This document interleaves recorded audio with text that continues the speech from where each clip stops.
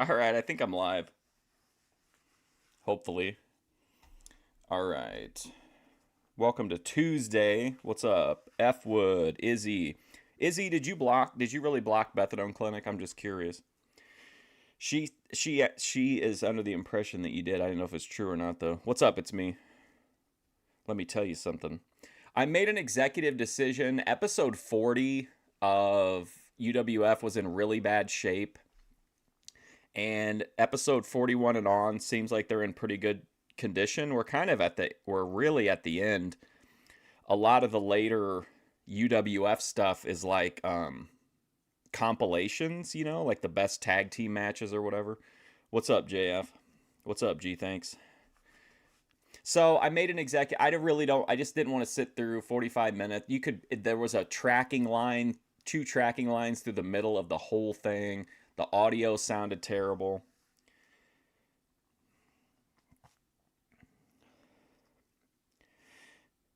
Yo, that candid interview of Beth had you in knots. Is that good or bad?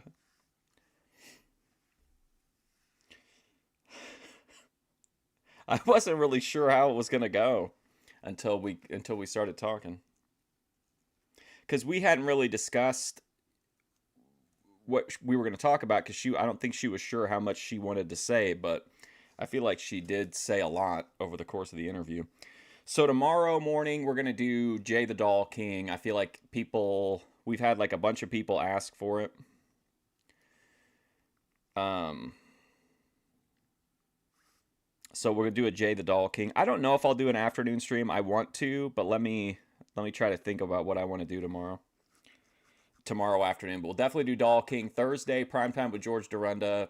Friday will be Memphis and in the morning, and then Boyd Watch in the afternoon. There might be a stream on Saturday, a Fusion After Dark stream, but we'll see how things go. The anxiety vibration. Why?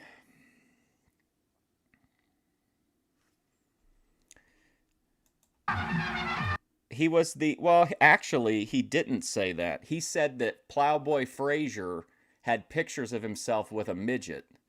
But Cornette said that anyone who was a professional wrestler got rats, which is, I think, a question people have asked a lot in chat. So he definitely got them. They all definitely got the rats. What was bad anxiety about the interview? I thought it was a pretty light, fun interview.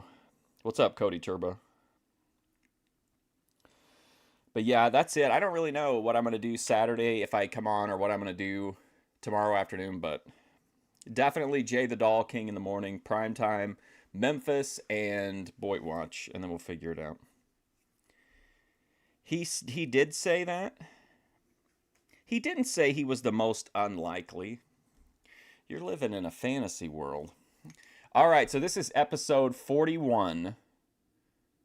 Oh, also, the HFF posted a short about Joy when she was with the Thorpes. It's got some interesting stuff. All you heard was Plowboy Frazier, I'm sure. Her energy was very over bubbly and overwhelming for you. I mean, that was her at like I don't know, a 6 maybe. But yeah, that's probably going to be her She gets pretty worked up for the interviews, so it went better than I expected. I thought we might hit some like stuff she didn't want to talk about, but she was pretty open. We all knew that they all got rats, or that Plowboy Frazier had photos of himself with a midget. He said he really liked to show them off too. That he would like showing them to everybody. Getting censored again. I'm sorry, it's me. We are living in a Christian theocracy now. I only anticipate worse things to happen to our statements. Grace is going to bleach her asshole, apparently. I don't know, man. I don't care. Like, what? For what? Does she have like a brown butthole? What's going on? If she has a brown butthole, it does. I mean, that you can kind of, Randy Wanzer should be able to correlate things from that. But I don't really. I mean, I don't. Look, being honest, bleaching your asshole is Instagram girl content. That's not, there's no edge to it. It's just a spa treatment. So I don't really know. Is she showing her butthole to... Well, that's the thing. Is she going to start showing it? Or is this just something for like King TL and Jeremy to get excited about? To me, it's not. I mean, to me, literally, people talk about that stuff and post. They don't post videos of the actual butthole, but they post pictures of like videos related to it on like Instagram and stuff. So, yeah, I don't know. I don't know. And they say like a million things. So, I don't know. I mean, what content could it couldn't really be content because what could she say? Like, she could video having it done, I guess. But I don't know. Are we at like a...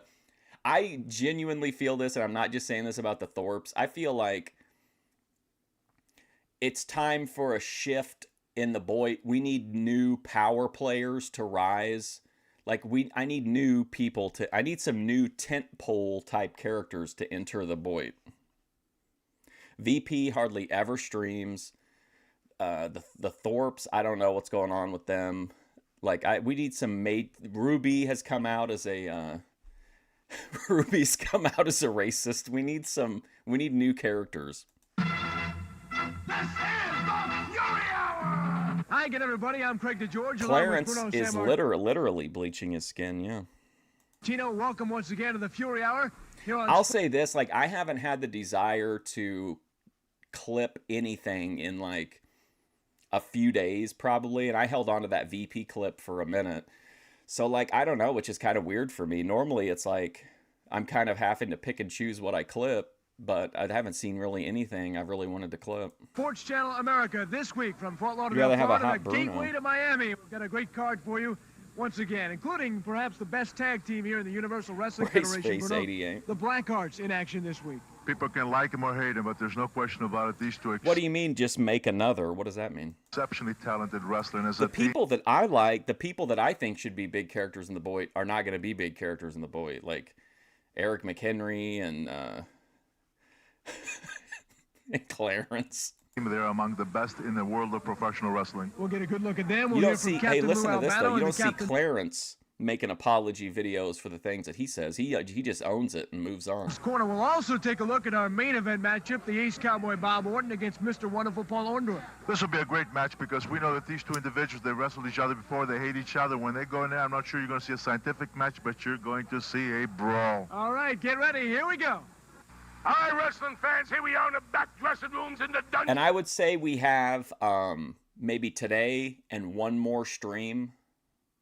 And then it'll be time to watch the Blackjack Brawl, and then we'll be done with UWF. I'm leaning slightly toward Continental, but there's a lot of episodes. I'm thinking we might just maybe watch like a year of Continental. Of professional wrestling, you're probably looking back at the wall. B. Brian Blair said to me, Captain, he said, what's going on back here? I don't see the pretty lights and all the colors and all that. I said, Brian, this is where it's at. This is the people, baby. This is for the homeless, the down and out, and the depressed people of America. I said, Bob Orton, this is where it is. The back dressing room, the dungeons of wrestling, and here he is, baby. We've the captain standing at my side, the Firecat. Come on out, fireman. Go ahead, baby, take it away. Oh boy, the Firecat. This is the Firecat here. Oh, I meant to ask you guys. I didn't ask yesterday, but since today's wrestling, what do you guys think about Danhausen being the guy in the box? I think it makes perfect sense. It would have been ridiculous to have Chris Jericho live inside the box for a week. But also, Danhausen is awful. So I don't like Danhausen, but I think bringing Danhausen out of the box was smart because it fits his character. I think people just expect these huge things, and it's like there's only one or two like big name people that it could have been. I think the Danhausen thing was fine, other than the fact that Danhausen is garbage. You know, I'm not much for screaming and holler. Nothing against you, Captain Lou, because that's you. But here Hey, at what's the up, Jerry? UWF, there's a lot of big men, and size commands respect. But you know, when you think of a cat, you think of prowess and agility combined. And did you see that Penta, you like that his wife got to dance with him? I don't. I think they should fire her. They should be bringing out professional dancers, not letting these guys nepo baby their families into it. Let her earn it like Dom did. Danhausen is incredibly lame. Agreed. I can't stand him. The only thing that the main reason that I dislike him, other than I don't like anything about him and he's a lousy wrestler and a lousy promo, is that he ruined Hook. Remember, Hook was on that awesome little run where he was just squashing everybody, and then they paired him up with Danhausen, and then Hook has been completely irrelevant since. Like, the thing about Danhausen is all he is a direct knockoff of like a horror TV show host. It's not even like and he doesn't even really do it very well. But I think he's the only person that makes sense coming out of a box after like a week. With speed and power. And I'll tell you, here in the UWF... No, but they'll be talking about Dutch Mantel 30 years from now. People won't be talking about Danhausen 5 years from now. He's another... he would have been a... he was perfect for AEW. I don't know why they let him go. Big men. You remember David and Goliath? Does he wrestle anymore? I don't know, but he's not... I don't think they got him to wrestle. He got involved in the match last night. I think they realized how negative the reception was, and so they had him... He didn't interfere in the match, I don't think. He just put a curse on Dominic, and then he lost the title to Penta, which is... I'm glad that Penta has the Intercontinental title, but maybe we're going to get... Here's my theory, and I think Cornette talked about this a little bit, or Brian Last or something. The theory that I think is most likely is that they're going to send him down to AAA, and that really the only reason that he's in WWE is for merch, which is, you know, it's legitimate in this era. Well, Goliath fell, and it didn't take him much. Just one stone and boom, right in the head, and that was it. But I tell you, in the UWF, there's some tough people. The Blackhearts, I went up against them, and they messed with us. I got a mystery partner. I've got a friend of mine that I've trained with in Japan over in It's Orient, awful, Cody. And he is dynamite. This guy has moves that I don't even know about. And I'm glad Penta has the belt, Believe me, when he's here, the Blackhearts are going to be going down. Well, you see, ladies and gentlemen, the field of professional wrestling, here you have a star, a superstar, that is basically an average-sized professional wrestler. A man standing... Look at this guy, an average-sized man. 5'11", weighing some 220 pounds. But, baby, this man can move and groove and got it all together. He's so quick, so fine, so good, so proud that this man has got the intestinal fortitude, the ability, the agility, the wrestling knowledge to be a champion. I'm Captain Lou, and I stake my reputation, baby. I'm telling it to you. What's up, Bethado? Fireman. Woo! It is Brady Boone. I think when we saw him earlier, we talked about that, and I didn't know if this was the same guy we saw earlier in UWF, but I think it is. The other thing I liked, I only watched clips, so I don't know for sure, but I liked Gunther tearing the mask off of Dragon Lee. I thought that was kind of cool. Big cat. Take it, baby. But again, people hated it. People didn't like that. There were people, I'm not even kidding you. I saw somebody who said in the comments on a thread about it or a video, they said, this is disrespectful to Lucha. Like, what the fuck? It's professional fucking wrestling. Like, he's a bad guy. He wants to take the mask off of this guy. It's so weird. They're like, oh, this really goes against the core principles of Lucha. Is Dragon Lee... Who is Dragon Lee under the mask? Is he like a renowned Mexican luchador? I thought he was like an American guy with a gimmick. Oh, okay, the Lynx. There we go. This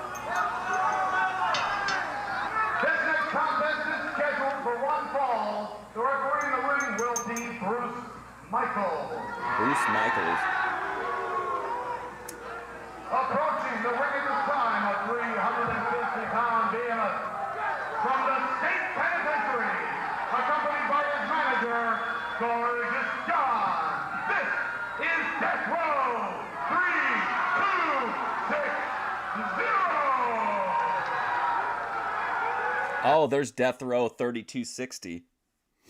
Yeah, the other one that we missed was still back at the same venue that the last few had been out. For some reason, every video at that venue, there's not a good version of the episode.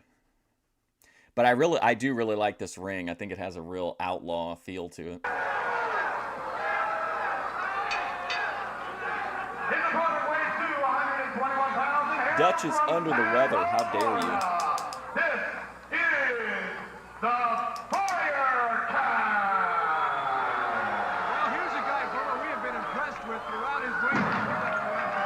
Boone, another victim of Vince McMahon.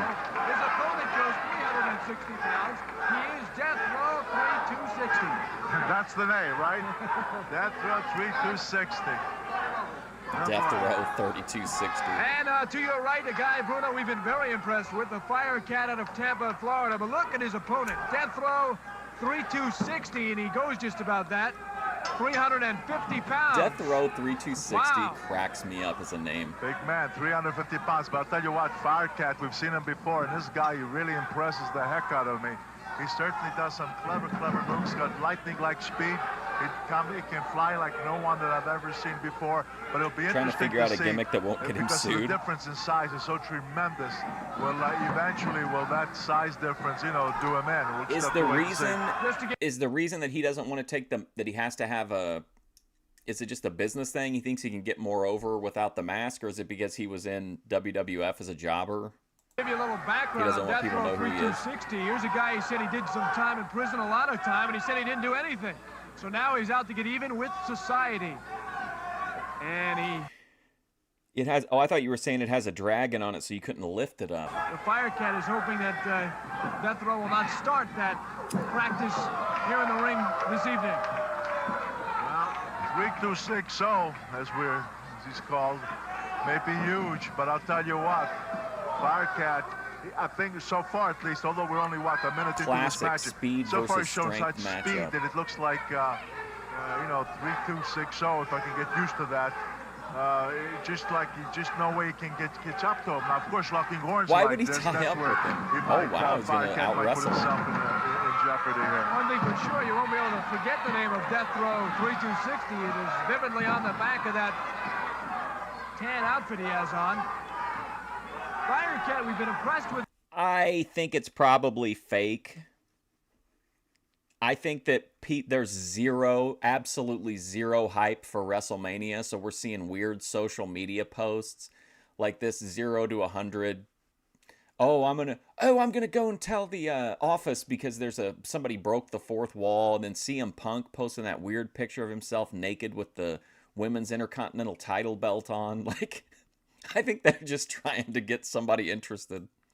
Although I did see that this is so crazy, $1.7 billion while selling like less tickets, and like all their money now is like guaranteed money, I think, or the vast majority of it. Like their merch goes through Fanatics, which I think Conrad was talking about the other day about it being a guaranteed income source, and then like all these TV rights deals and streaming rights deals. I think they could run WWE to fucking empty arenas and still make like 1.5 billion a year. In the past, Bruno, being able to put together a combination of moves, and I know you like that, to see the succession of moves. Yes. And this guy does it as well as anybody. He's certain. Now look at that. Example right there. A company would never, I don't think, would allow that to happen. Although, I guess if TKO wants them to be more like UFC, which I think given the direction everything's going in America is probably going to be the case, maybe they do want him just to, maybe they do want him just to get personal to try to drive people to the shows. I thought he does some very, very clever moves. Who knows? Some of these moves that Firecat will do, in some cases, will not be so effective against the man because of his huge What's weight up, of Dave's 350 pounds. So ordinarily, some of these clever moves against a lighter opponent might really show you how effective they can be. They may not be quite as effective just because of the enormous size of 3260. Whoa, 3260. Have you guys, hang on a second, I want to show you this wrestling thing. This is a wrestling thing I want to show you real quick. See if you guys have ever heard of this before. I thought about making it the next thing we watch, but it's such a commitment, and it could absolutely it could be like not bad in a good way, if that makes sense. Let's see. I also fixed the Eric McHenry video. It should not have mid-roll ads anymore. The Rosa Wind Beneath My Wings triggered the copyright. Is this it? No. Okay, hang on. I'm sorry. Here we go. Look at this. Kind of interesting.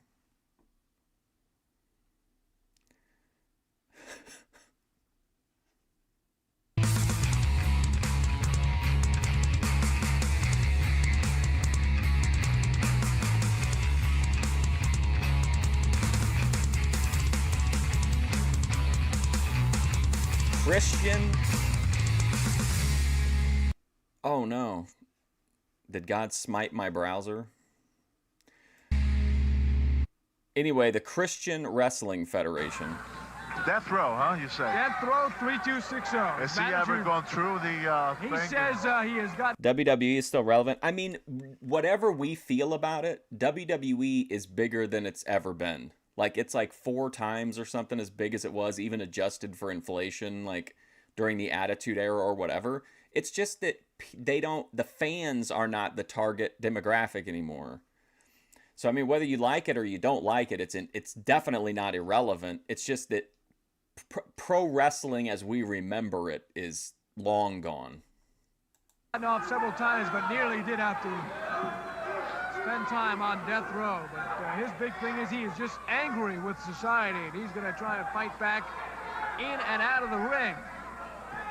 Now, you just wonder if a guy like Firecat is giving up 140 pounds or something. And what I think is funny is that people will be like, I mean, this is directly because of the Attitude Era. It went from fans who just went to the show, and then you had one guy or a few guys who were kind of loud at shows, into more and more wanting to be part of the show. And now I feel like a good portion of the show is just around crowd participation. 10 minutes of singing along to every single fucking entrance song. And then you get like a 5-minute match, and then you get, 15 minutes of songs. Everything just seems around that, if that makes sense. I don't know if it does or not. The actual in-ring and the storytelling is like, I don't think the current fan base gives a shit. A guy like 3260. Well, frankly, I'm surprised that Firecat would take 3260 on that hand-to-hand lock-in for a strength thing, because one thing for sure, he's got the speed, he's got the moves, he's got everything, but I don't believe he has the strength, to try to overpower 3260. Yeah, it wouldn't be wise for him to try and win the battle of strength. That's a good point. Plenty more to come this hour. We've got Muhammad the Butcher. Now, Bruno's been looking forward to that one. Oh, Muhammad the Butcher. He's going to chop him up like the Saudis do. I can't wait to see Muhammad the Butcher. And also Mr. Wonderful Paul Orndorff against the Ace Cowboy Bob Orton. Captain Lou coming up. Exciting hour once again. It's not going to go out of business. Are you insane, F. Wood? It made 1.7, or it generated $1.7 billion in revenue. That's more than the UFC, who was like one of the most brutal companies to their fans as far as making them pay for shit. Although not anymore, because with being on Paramount Plus, I guess, or whatever the fuck they're on, ESPN something, you can watch most of UFC now for a pretty reasonable price.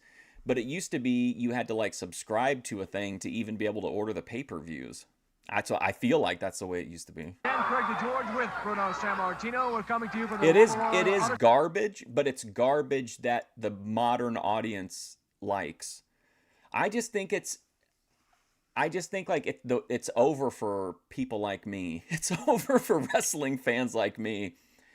But like, I also understand that there are people who would much rather sing along to Seth Rollins than watch like Shawn Michaels versus Bret Hart. Like, they would rather pay money to sing and it's shit like that than actually see a match. And that's just, I guess I just have to accept that. Like, there's nothing I can do to change that. I mean,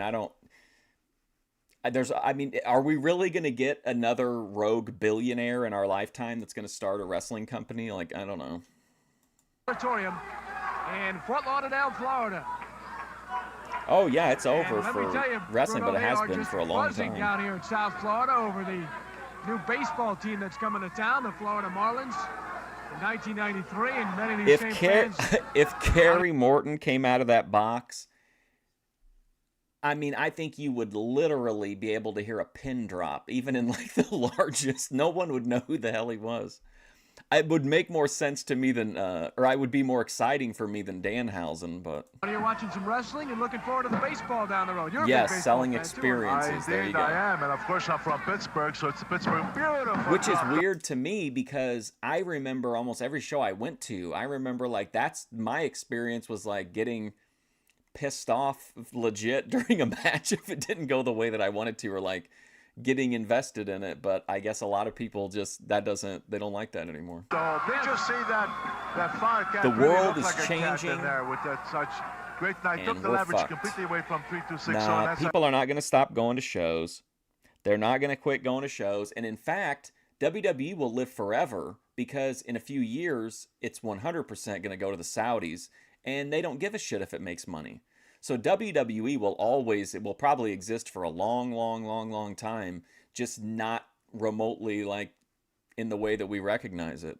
The Saudis are going to own WWE. They've certainly got a big involvement in this Paramount deal, even though the media covered it at first, and then they just like stopped for some reason. The Saudis are gonna end up owning all of our cultural treasures. I was able to take him down so easily because he simply took all the leverage out of him, took him off balance, and down he went. TKO stock is up over 60% in the last 2 years, F. Wood. Like, I get what you're saying, but you're just old, man. The wrestling world has passed you by, and you don't want to be. You have to decide whether you're just gonna retreat to the past or whether you're gonna be, one of the guys. You could be a Dave Meltzer, I guess, and just go along, just say everything is great. But I mean, it's just that the world has moved on. It's left behind most of the like old school wrestling fans. Pirates, by the way, are looking pretty good, too. They're looking great, and of course, in this war, come Barger on. is here, and, Yes, and of course, Barger's the president, the I guess. president of the Pirates. He'll be taking over the same position of the Marlins. I'd like to know what Miami has done to steal him away from Pittsburgh. I don't know. We're not too happy about that in Pittsburgh. I wonder what team Death Row 326. But that's the thing. They don't need house shows. I don't think they even run very many house shows anymore. But yeah, I mean, I've just accepted movies, TV shows. Well, TV shows are a little bit different because I really like documentaries. But I feel like movies, for the most part, certainly wrestling, is just kind of like I'm an old man now. And like, it's not made for me. So I just kind of have to. I can either yell at clouds or I can just go back and watch like old shitty wrestling. 6-0 legs. Probably the Oakland A's, I guess. Oh! He missed once, but he got Well, there you go, then. Oh, boy. and with that weight, that's where 350 pounds comes in under. How do you like that? A standing drop kick. He jumped up high and drop kicked Firecat. But they don't have pay-per-views anymore. I don't know, you'd have to look up what percentage, but I would say a pretty low percentage of the money actually comes out of the pockets of the fans. You know what I mean? Like, all of it, they don't have to sell merch anymore because Fanatics has it. Fanatics runs all of their shit. I mean, they're certainly hot-shotting it by jacking the ticket prices up, but that's all part of getting it into the hands, maximizing value before they sell to the Saudis. Once it's in the hands of the Saudis, like, that's it. It'll be around for a long-ass time. Because they can just do, they've got just a fucking endless pile of money. I mean, Tony Khan can prop up AEW for decades on his money. Like, imagine what the Saudis could do. Agility for a man this size. It looks like a suplex coming up here. Let's see. He's got the belly-to-back suplex possible. No, I don't think.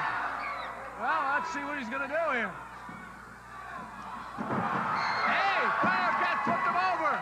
He got him! Catch that! Wow, letting Death Row lose? Wow. They're not losing money. You're just making. I'm not even gonna. I try to give you the benefit of the doubt, but now you're being outrageous. That's absolutely impressive. I'll tell you, this Firecat really impresses the heck out of me. Absolutely. A company's not alive in the first place. So the Firecat, thanks to that cat snap. We live in a world, right, where a company that lost $250 million last year somehow has the money to spend over $100 billion on another company that loses hundreds of millions of dollars a year. We don't live in a world where that shit matters anymore. Like, SpaceX is going to be valued at $1.7 trillion. We don't live in a world anymore where how well your business does matters, because you can just shift money around. Like, if you want your documentary about your wife to make a bunch of money, you just cut a deal with Jeff Bezos and offer him whatever he wants. He'll buy your movie for $70 million. And then you got $70 million. And when you've got a network of people who are able to do that, none of that shit matters anymore. Companies, money only matters to people like down here on Earth. It doesn't matter to companies and real executives and CEOs and shit. Death row 3260. Keep him right there on death row. Yeah, exactly, KP. And you have a feeling Keep in mind, F Wood said he hasn't watched wrestling for 30 years, so he probably thinks Vince Russo is booking WWE. Over yet. Firecat going to the second row. 3260. Can't believe it. Oh Feels my like he God. just went through some kind of electric chair or something. He seems very upset, don't he? I look at him. I mean, he's very angry, frustrated. Hey, but the cold facts are he got beat. Well, he faced the Old firing companies squad, don't and, die, this they time just he get was not absorbed. able to elude the bullets. Even AOL's still around. So the Firecat victorious here on the UWF on Sports Channel America. Man, Death Row losing already. The one, the only, Captain Lou Albano.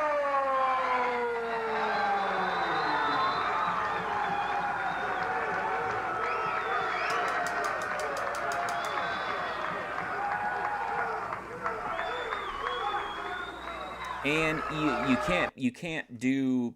It's just such a weird world. Like there's so many people who like you can't even read movie reviews anymore because it's all like every fucking thing boils down to two groups of people, the MAGA and the Gaza people, just trying to like astroturf everywhere. Like there's nowhere to go anymore to have like any kind of a real conversation about anything.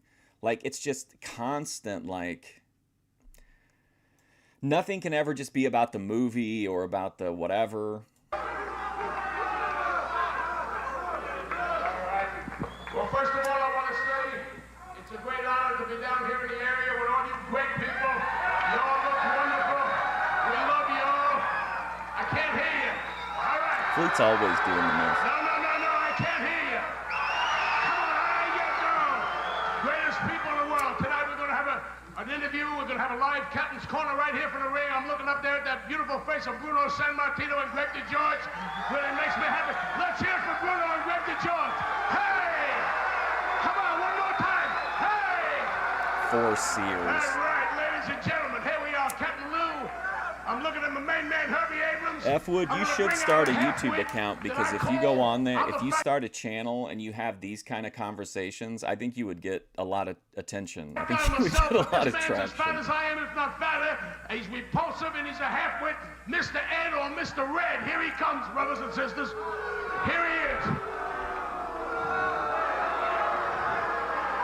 Okay, baby. Oh boy, Abrams in the ring. Lou, I know this is not one of your favorite personalities, but Mr. Red has demanded that we have a meeting with him right here on television. I'd like to know what it's all about. First of all, wait a minute. Captain Lou, I want to hold my hand out to you, and I want to tell you that Mr. Red's there's gonna no set hard the record feelings. straight. On the pay-per-view, you took my pants. You embarrassed me in front of thousands of people. I want to hold my hand out to you in friendship. In friendship, people. Right here. In friendship. Take my hand in friendship. You know something, Captain Lou? Tonight is a very spectacular What did he think Mr. Red was going to do to him if he shook hands with him? Like, short arm clothesline him? He's a manager. night for Mr. Ed because my income just quadrupled. As of tonight, people, I own the Captain's Corner. You what? I want you to know, fat man, that I have a contract till the 7th month Is of he the doing third it in the month, ring 7th now? day of 1992, and it's under my name, Herb Abrams. Tell him I don't about my care for contract, that. baby. Unquestionably and irrevocably, Captain Lou Albano has a contract till 1992. No. You read this contract. This is a legal document, and I want you to read it. No such thing as legal. Once I finish a couple more wrestling companies, I'm going to retire. No, it's mine. From Okay. streaming again. Yeah, we can do that. Yeah, we can do Oh, that. wow. Oh, yeah, okay. Yeah, we can do that. Yeah, we can do that. Oh, yeah, we... Well, so he shakes the guy's hand, and now he cheap shots him.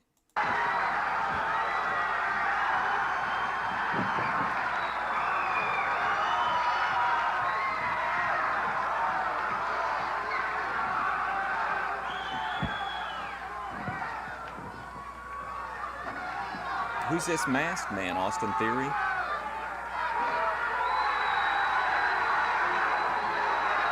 Remember when they took the mask off that one guy and no one knew who it was? It was like a Tyler Black student.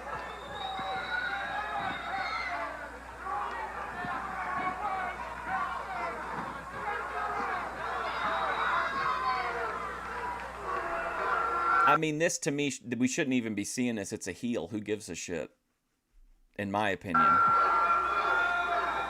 Unless something's gonna happen.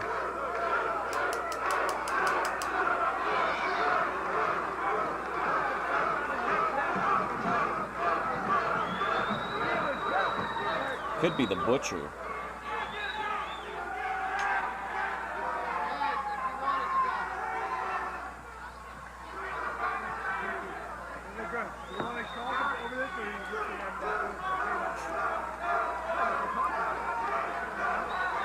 Like even in video games, I don't know if you guys ever play any multiplayer games or like, you know, shooters or whatever, but it's just like constant. And I know a lot of it is like just trying to bait people, but it's just like, man, like it's all the same. It's those same two groups, even in like Fortnite or Call of Duty, just everywhere. Bruno Sammartino, that was the wildest captain's corner we have ever seen. Oh, this guy's I'll like tell a you what, ninja Captain martial Bill arts today, guy. He will not make any nonsense. And when this, as the captain calls him a fat man, when he got a little push and arrogant with the captain really slugged him. Wow.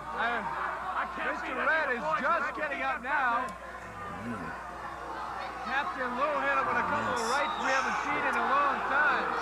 Mr. Red. The Universal Wrestling Federation returns to the metropolitan area with a rumble and... Like, I'm not even kidding. This is how bad it is.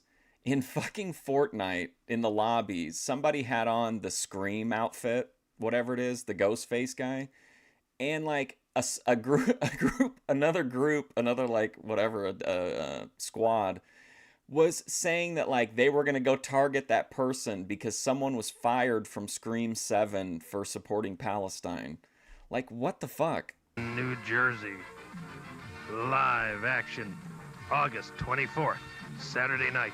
I'm ready to Information call become Amish, I think. 274 SLAM, 7:30 p.m. See all the Fury Hour stars like Steve Dr. Death Williams, Bruno Sammartino, I'm Terry ready to start Bam Bam churning Gordy, butter. Bob Orton, B. Brian Blair, Steve Wild Thing Ray, The Junkyard Dog, Captain Lou Albano, Dangerous Dan Spivey, and a special appearance by superstar Billy Graham at Dickinson High School, Palisades Avenue and Newark Avenue, New Jersey City, near the Journal Square.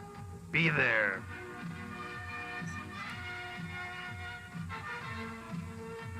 Who cares who got fired from fucking Scream 7? This is Frankie backstage with Luna and the Blackhearts, and she is accompanied by a most ominous-looking snake by the name of Zeus. Now, barring the snake, Luna, tell me, the tag team... Listen, you worry nothing about the snake. You should worry about the tag team titles because they are going to be around the waist of the Blackhearts, and that would worry many.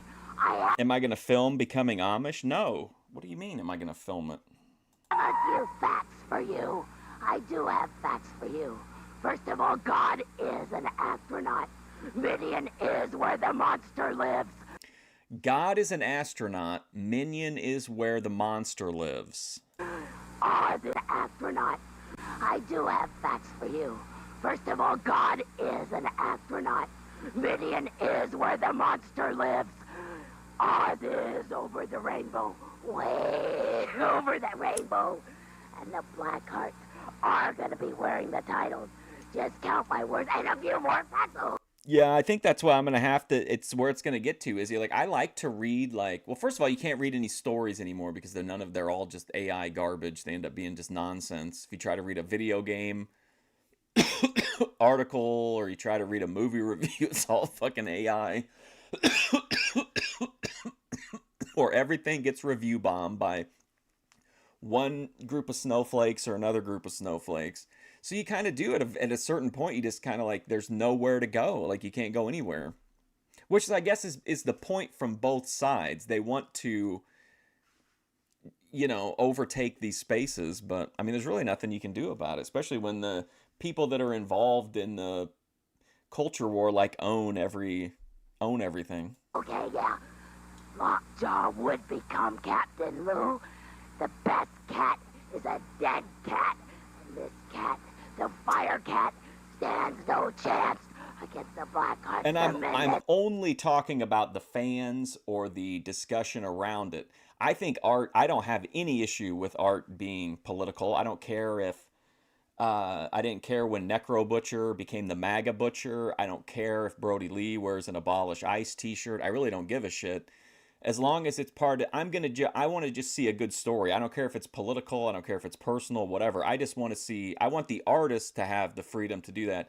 I just don't need, like, the people in it. Like, if you're watching the Trump prophecy movie, obviously, you know, that's going to have a certain thing around it. But just because somebody that's Jewish or somebody that's, you know, non-binary or whatever is in a movie, like, that shouldn't, in my opinion, that's not the discourse I want to have around it, is what do these people do in their everyday lives. I want to talk about the art. But like I said, some movies are going to be super political that you can't avoid it, but I don't think it always has to be the focus, but it's all people want to talk about. Oh, I'm glad this game failed because I didn't like the tweet made by one of the code testers. Well, what the fuck? Who cares? Stand behind you. The men who have been to the valley and have returned to the other side. They are the major contenders for the UWF. Hey, what's up, Hugh Scanlon? What's up, E-Rod? On my way here, I saw roadkill. It was purple and Eric yellow, McHenry is an and I thought with all astronaut. my His prayers, attic I is hoped where that the I monster prayed is that it found. was a Firecat, but no, he still haunts me. And I, with the I don't even mind propaganda. I don't give a shit. If somebody wants to make a movie and fucking beat you over the head with it, cool. Like, but that's the art. And, like, obviously those movies are going to have that, but, like, that's where those discussions should be taking place. Like, or just be, I don't know. I can't imagine not being able to watch a movie because it has James Woods in it because you don't like what he says on Twitter, or I'm not going to watch this because I think James Gunn is woke. You know, either way, it's just like, why we have such short lives? Why would you deny yourself quality entertainment and only watch things that are made by, like, Daily Wire or the you know, homemade democratic socialists movies or whatever? Like, it just doesn't make sense to me. I would think, again, for the people who always say, like, to keep politics out of the art itself are always the people who only are interested in politics. Without a doubt, the vandal on the minds of the contenders that stand before us for the UWF titles. No, I'm not talking about, I'm just saying, like, in movies, there are people who will say, like, I'm not going to watch this because this trans person is in it. And then I'm only in terms of, like, watching the movie. I'm not talking about the larger political stuff. And then you have the people who are like, well, I'm not going to watch this because Gal Gadot was an IDF agent or something like that. Like, I understand if you don't want to watch it, but becoming so personally and, like, invested in, like, oh, I hope this movie fucking tanks. And then it's just from one to the other. And if you look at who the most popular movie reviewers are on YouTube right now, they're not people who review movies. They're people who review the culture war elements around a movie. Like, you'll hardly ever see somebody say, yeah, this movie is, I'm completely against this, and then watch it and actually give it, like, a fair review. I think you can watch a movie could be really good of somebody that you can't personally stand. And a movie might come out that's geared toward your political views. That sucks, and people can't admit that anymore. Luna Vachon, certainly never at a loss for words, but Luna, tell me exactly, what do you mean? Is the title yours? It is ours for all intended purposes. It is ours. There is no mystery to that. There are two ways to slide easily through life. One way to believe everything, the other to doubt it. Luna Vachon and the Blackhearts. People hate Gal Gadot. Ladies and gentlemen, this next tag team match is scheduled for one fall. Approaching the ring at this time from Atlantic City, weighing 238 pounds, Joe DeFuria. And a 250-pounder from Hollywood of Florida, Dave Johnson. Oh boy, this guy looks like he's going to be a great wrestler, for a tag team matchup here on Sports Channel America after a wild Captain's Corner. Their opponents come in with a combined weight of 470 pounds and hail from... But that's honestly not going to stress me out long term because I know that movies aren't going to exist soon. So like that'll be a wait. I won't have to worry about it anymore. And I also used to worry like kind of when I would get like in those like McHenry-esque rabbit holes. And I would be like, oh man, imagine what movies are going to be like in, 100 years and I'm not going to be able to see them.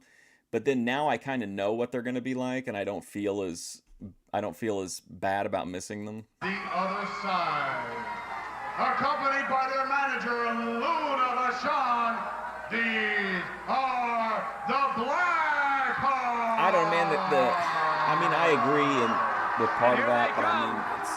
The Blackhearts, Apocalypse and Destruction, and the culture war might have been started by one side, but it's definitely just these two little factional groups, not even the entire side of the aisle, but who just have to have everything exactly like they want. Aren't they? The Blackhearts, Joe DeFuria and Dave Johnson. Well, we'll see what kind of opposition they can bring. We've seen these guys before, the Blackhearts. She was good in Fast and Furious. They're pretty darn good. They're pretty tough. Yeah, she is hot. But like people will say like, oh, she's not good looking. She's a terrible actress. She's garbage because she was in the IDF or because she is Jewish or whatever. Like people really say that shit. Like it's like, why do you give a shit about these celebrities in the first place?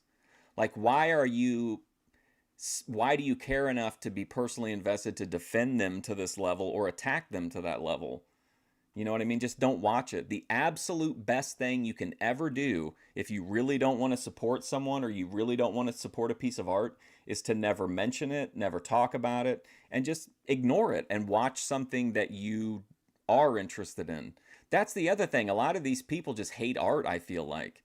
You don't ever hear them talking about how great this movie is or great that movie is. It's just always centered on stuff around the movie. Quest for the UWF Tag Team Championship. Well, I'm definitely avoiding reality. Apocalypse and Destruction are in the ring.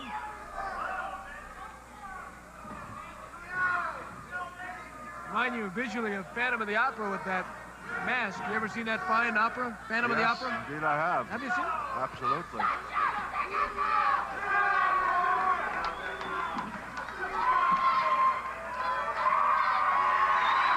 Luna Vachon is screaming and yelling as she normally does, and I'm not sure what the Blackhearts are doing right now. Some kind of rituals they get going here. I'll tell you what, these remember guys that are one? pretty Remember when he made that nasty, weird these sound in the Blackhearts, interview? But you know that Luna outside the ring. She may be a gal and everybody else Can't make money, tough but well, gal, exactly, whatever, yes. She's not afraid Which to get in really, there, if we're being honest, is the real issue. A lot of these people don't believe this bullshit that they're peddling, but it's how you make money. I'm sure that, well, maybe she did, I don't know, but I would think Ruby probably, if she could make any kind of content she wanted to, she wouldn't make content where she was saying racist stuff. I don't think Grace would be bleaching her asshole if she could make whatever kind of content she wanted, but because they want the views and the money, which is, I think, the case with a lot of these culture war people. I think the same people who are saying, like, you can't watch Harry Potter because of whoever, they're watching Harry Potter, like, when nobody's around. They're eating at Chick-fil-A, And then the same way on the other side, like they drank Bud Light, they, you know, wore their Carhartts. It's, you know, it's just it's just all kind of bullshit, which makes it even more frustrating because we're losing like real art and we're losing real things because people want to grift on the internet. Anybody, and don't be surprised to see a lot of interference if the Blackhearts should run into any kind of a problem. Oh, two powerful hits right away. And you can hear the shots. And a fine job. They knocked down, is that Johnson? Johnson taking a boot to the face. Wow. Blackhearts wasting no time. They throw him out. Throws him out, and look, see what I mean? Look, there's Luna. Who's going to pay to see Beth do what? Greg, it's ridiculous to have 3 people in the net. Oh! Did you see that move? He went for the top rope after him. And plus, Bruno, they got to reckon with that half-foot woman on the outside. Yeah, but you know, Captain, she may be half-wit and everything, but like I said, she's a very gutsy lady, and as long as she's out there, she's not afraid to do anything to help out the Blackhearts, and she's dangerous. So that's what you're saying, Bruno. She's capable of anything, viciousness or anything. Right. She'll interfere. You're right. She's a half-foot. The Russian leg tree. Captain Lou, as long as you're here, what happened? I haven't seen rights like that from you in 25 years. Well, I'll tell you, I've been insulted enough. I'm a fat man, and that guy's fatter than I am, and I'm not going to take his abuse, and I finally had to straighten him out. But I know about tag teams. This is a competent team. However, I can't stand him with that Luna. Look at her. She is a half-wit. I mean, this lady is so... Have you listened to any of his recent reviews, like, of either show? Like, man, he's just like... Cody thinks I'm brutal on it. Like, he just gets to... He almost seems like he's gonna rope it so bad. Look at him moving around that ring. What a wacko. Boy, I'm out of here, baby. This way, look at the tattoo on her on her pectoris majors. The woman is soft. Yeah, oh, I hate that shit when it's pops by the dispensary. Bruno, we saw him. Everything they do really well. I mean, I'm like going to them or the hate them, but there's no and the question liquor about it that they're very, store very talented. They've done some clever moves. They really go well together. I got to go to the library, too, then. I don't think the Power Twins are going to match up. There's a hip toss. 2 of them. Yes, they both got caught in a hip lock, and they're both out of the ring. But I don't think that those hip tosses were really enough to really do any damage. And I think that they're just outside the ring. They're regrouping a little bit and listening to the match. You guys don't have on-site use there? I think you have to have a special above and beyond permit for it here, but I do think some places you can have consume on site. Manager Luna and coming in with new strategy. Yeah, particularly after all the damage they levied on their opponents. These Blackhearts, most impressive. There's a reversal. He tried to hip toss him again, couldn't do it. And he takes him straight back. They also could be DUI farming because you could have not smoked for a week. And some states are, I don't know if it's state level or municipality level, but like the limit can be so low that even if you haven't smoked for a few days, you could pop on there. Oh, he jumped off the top rope and nobody home. Now, you know, Craig, when you jump up like that from that height on your knees, don't think that doesn't do quite a damage on your knees. And you know, as time goes by, that's why there's so many of these wrestlers. There was a guy at the dispensary I used to go to. He was like their security guy, and normally like the security is just kind of like a, you know, big guy in a, you know, black t-shirt and jeans. This guy looked like, I think his name was Dokes from Dexter, like the guy that was real suspicious of him at the precinct. He looked like that guy, but he was like covered. He had like a complete SWAT suit. He had like 500 different devices like hanging all over him. He almost looked like a premium skin in Call of Duty or something. Have to have knee surgery and so forth. Very, very dangerous. DeFuria trying to mount a comeback clothesline, a good clothesline. Wow, DeFuria mounting I don't think anybody was going to try anything. Throws out one of the Blackhearts. Now he's going to go after and chase him. He's going to chase him. This could get dangerous. He's in the crowd. And now both of them are going after the Blackheart. They'll throw him back in. Another Blackheart circling the ring with a chair, making his way over. Look out, he clocked him with a chair. And it is breaking loose outside the ring. Man, there's mayhem out there. Look at this. Everything's really going out of control here. The chair is getting tossed around. Meanwhile, back in the I like ring, to go in and interact with the other Great move. Great I move like to go in and indeed. interact Now, why with the doesn't he other cover him in a hurry? Cover him up right away. Get him. But he wasted There's too much one. time. There's two. And he can't do it. Wow. I'm going in there today Maybe with the shirt if he had on. It's covered just him right away the after he executed entire, that good it's a move, I think complete, he like, possibly front of might the have got shirt him. is the face of an owl. Front face lock and just came right down and went him on his head. That's the equivalent of a pile driver. Almost more of a DDT though, and boy, did ever land, huh? After DeFuria was mounting an attack, but he throws him in. Irish whip in, then he throws in the turnbuckle. Ooh, man, that was nice. Throws him in. Irish whip in, then he throws in the turnbuckle. Taking over. What a suplex, I'll tell Great you. suplex indeed. You gonna These start guys doing got some audit great videos, moves, They dude? really do. A back suplex, and that landed. And DeFuria, Bruno's thinking of pounding, and he's hanging in there. But that's what I was just going to say. I'm surprised that he's still hanging in there. Look at this nice move. I mean, after that suplex that he took, I thought he broke his neck. And there's the guy, to his credit, boy, he's back in there and fighting hard. Nice partners in there. Start there. DeFuria was very impressive. Now Johnson throws the Blackheart in. Elbow to the neck. Boy, just when you really thought the Blackhearts after that start were going to run away with this match. Yeah, it started out that way, but I'll tell you, these two other guys, to their credit, both DeFuria and Johnson. You want me to make a Tony Yeoman style very video exciting of match. going to the liquor Really a lot of store action, and it's been and the going back and dispensary? forth, so it's been no easy pickings for the Blackhearts here. Not at all. Their name's not flashy, but DeFuria and Johnson have been most impressive. Look out, this could be that double gourd buster. They got him on the rope. Or is it this is the Vegematic, Bruno. This is the Vegematic.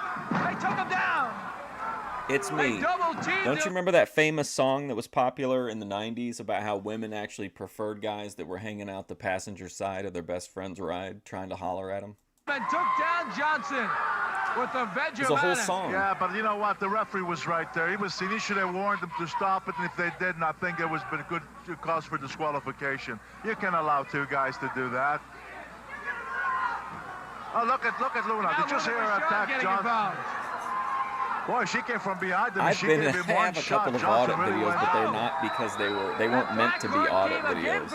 It was just me filming places and the people not liking it. No, indeed, That's not a great carpet, folks. That's right, and that is cement.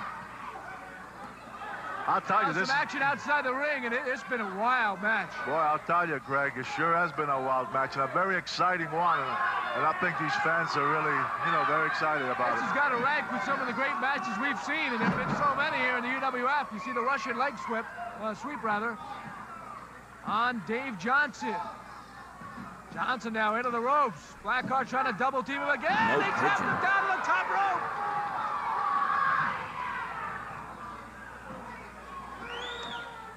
Boy, what great action. Johnson is really taking a beating in there. Oh man, this is such a lousy finish if you can't get it right. Yes, sir. That wasn't bad. Gotta put him away. Remember when they picked that one guy up, but he was too heavy, so he just held his legs while he laid on the mat for it? Well, Craig, he came up with that leg drop. One of the Blackhearts was holding Johnson, the other one from the top rope right across the neck. The Blackhearts. I might go to Walmart to getting the victory, but maybe I'll do a DeFuria and Target Johnson, Live. a moral victory if nothing else. They came back, were very impressive, and I'm sure we'll see a lot more of them. Absolutely, great match. Wow. Plenty more to come. Next up, the Ace against Mr. Wonderful. Great match coming up. Okay, wrestling fans, here's the latest thing to hit the UWF. Here we go. Introducing the UWF Superstars cookies. We've got the Steve Ray Wild Thing cookie. Our champ's favorite, the Steve Williams cookie. And besides all that, oh my we've God. got the Paul. The Steve Dr. Death Williams cookie is oatmeal pina colada. Orndorff cookie. We also have 4 new kinds coming soon. The Bruno Sammartino, the Lou Albano, and the Herbie cookie. The Herbie cookie. And let's not forget the B. Brian Blair cookie. It's honey flavored. Now you've had the rest, now try the best. the Universal Wrestling Federation Superstar Cookies. Look What a for taste all of test them in that your would have local been. supermarket and UWF arenas around the country. The next contest is scheduled for one fall. Making his way to the ring at this time, the 245-pounder from St. Louis, Missouri. This is the Ace Cowboy.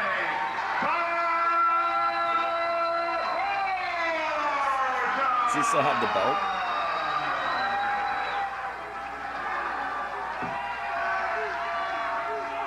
Ice cream bars. I would buy them if they made them now. Luna's cookie. 240 pounds and hails from Brandon, Florida. This is Mr. Wonderful.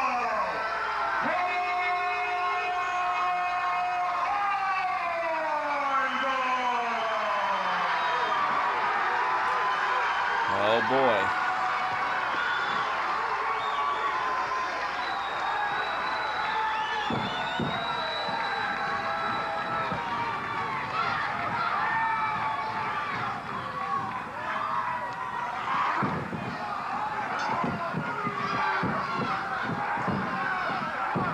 Gee, thanks. Didn't you say you got stressed out by just listening to Bethadone talk? Luna would not be any less stressful.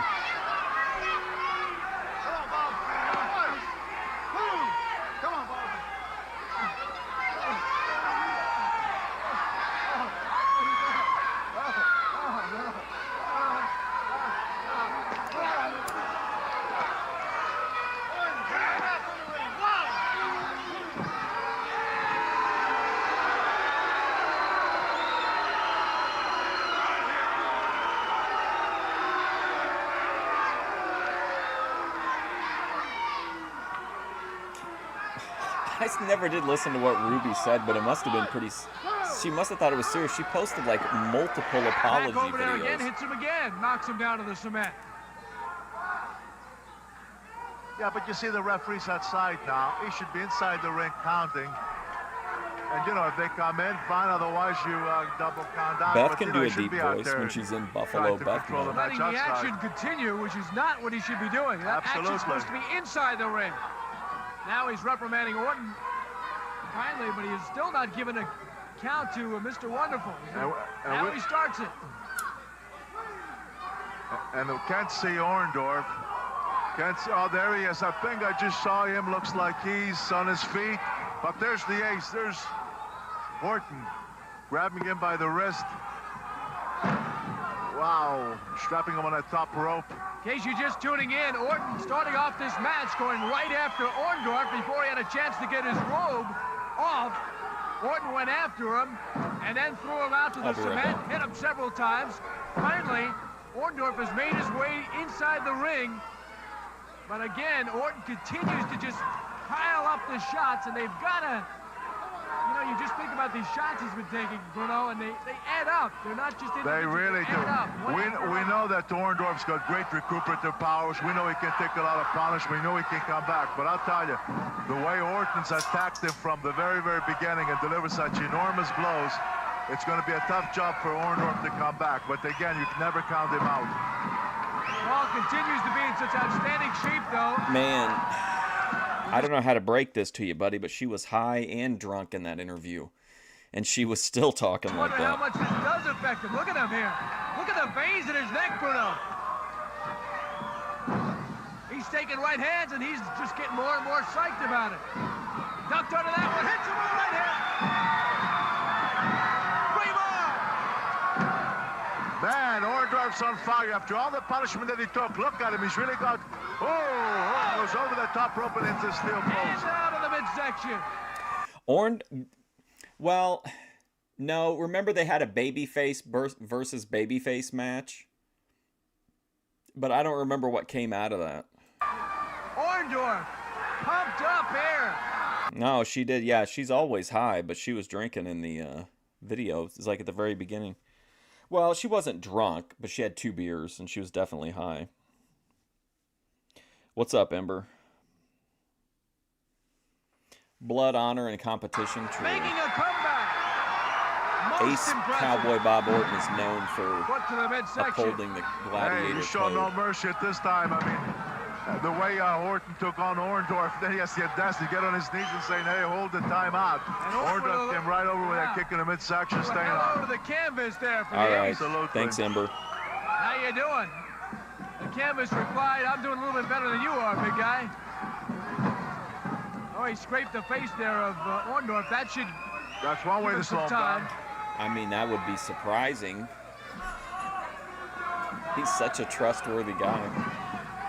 Well, you know what's really a shame here, Craig? These two guys are both tremendously talented wrestlers, but there's so much hate between these two that when they go in the ring, they kind of throw wrestling out, and it just becomes a vicious brawl. And it's a shame in a way, because these two guys are both such capable wrestlers that if they went out there and gave a wrestling match, I think that you would see like two artists in that ring, because they are tremendous wrestlers, both of them. They will, Oh, hey, did you guys see that Jake Hager signed with Power Slap? So I'm assuming like his AEW. Oh, I remember he left AEW a while ago because he did a real controversial interview, I think. But I think he's out of AEW. But even if he's not, he's signed now with Power Slap. Scientific shot after scientific That shot. should with be the rest of them. interesting. You're right about that. But there's so much hate between the two. They're so desperate to get in there and do harm, physical harm to the other one that, like I say, wrestling is left in the back, and the vicious kicks and punches and running against the steel post, that's what takes place. What do you mean they never turned? Oh, that's what it is. Although the past...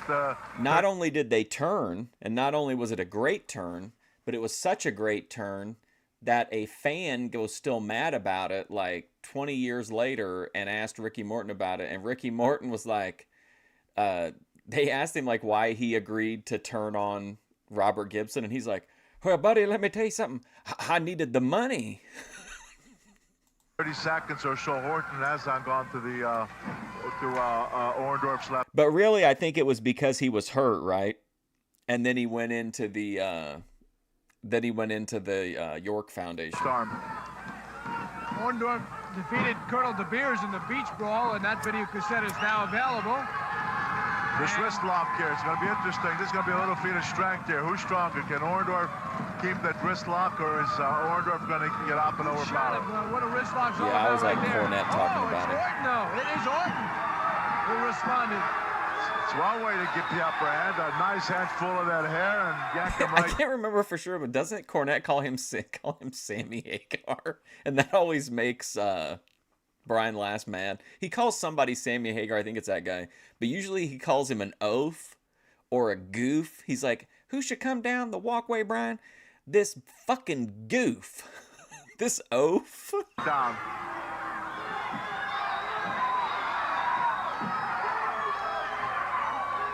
He's looking for a submission here, and you don't get too many of those from Mr. Wonderful, that's for sure.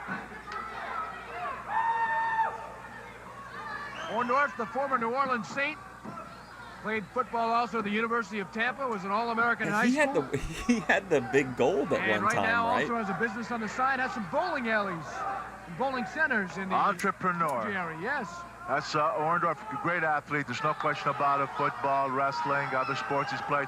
But on the other hand, you're talking about Bob Orton, comes from a wrestling family. His father was a great wrestler. His brother's a terrific wrestler. And he himself, too, played some high school or college football. Richard athlete. Morton, Terrence Taylor, great who else athletes. was in the York Foundation? No test of strength on the wrist lock. Last time Orton was able to get out of it and knock down Orndorff. This time, though, it is Orton that goes down. Orndorff up the rope, knocks him down again. He is definitely rekindling some of those New Orleans Saints days there with those moves. Now he gets thrown out of the ring. This crowd has been in a frenzy throughout this evening's matches here on Sports Channel America. Well, I'll tell you, especially the last two matches, is certainly people have gotten as much action they could possibly expect or want to see. I mean, the last match with the Blackhearts. Bruno's and like, what else could people match, want? which, of course, we knew. This is no surprise to us, Craig. We knew what these two guys were capable of doing. They're both such great wrestlers. But the Blackhearts, I think, against Johnson and DeFuria. Oh, Whoa, my God. did you hear that? Well, they are probably some of the best He nearly wrestlers. broke that table in half. right in front of us. Uh-oh, he's got the chair now. And he hits him in the back and knocks him down again. Orndorff's going to line him up again with a chair, and he hits him again. Now he throws the chair out of the way. The referee's got to get these guys in the ring, Bruno. Well, but see, the referee, in my opinion, he should be in the Failed ring JR counting. He project. shouldn't be outside the ring here. What's he doing out here? He got over, but He should be only out there. because he was in Dutch's faction. I mean, there was nothing. Claudio sucked during that time. Hager sucked. Who else was in the... Oh, eventually when they really derailed the gimmick when they brought in Del Rio. But Dutch was the only person that was really over in that act. They're counting, and if they don't get back, one of them doesn't In get my back by the opinion. count. Then it's a double disqualification, double count out. Top back in now, so... Thomas Rich, there you go.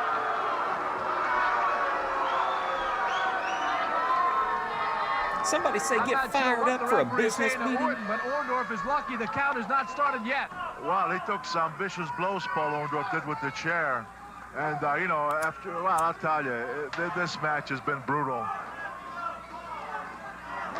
Right hand to the head of Orndorff.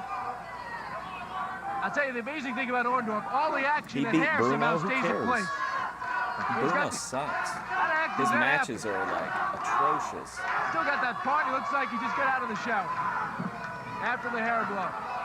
I don't think Orndorff is thinking about his hair right Oh, now. I forgot. If You're the it's guy who messed up come. or You're not. the You're guy right who's about always that. saying how great Pedro Morales is. Bruno, I just think he's got a few aches and pains. an Oh, observation from what a great ringside. wrestler, Pedro Morales. Orton continues to work on the shoulder now of Orndorff.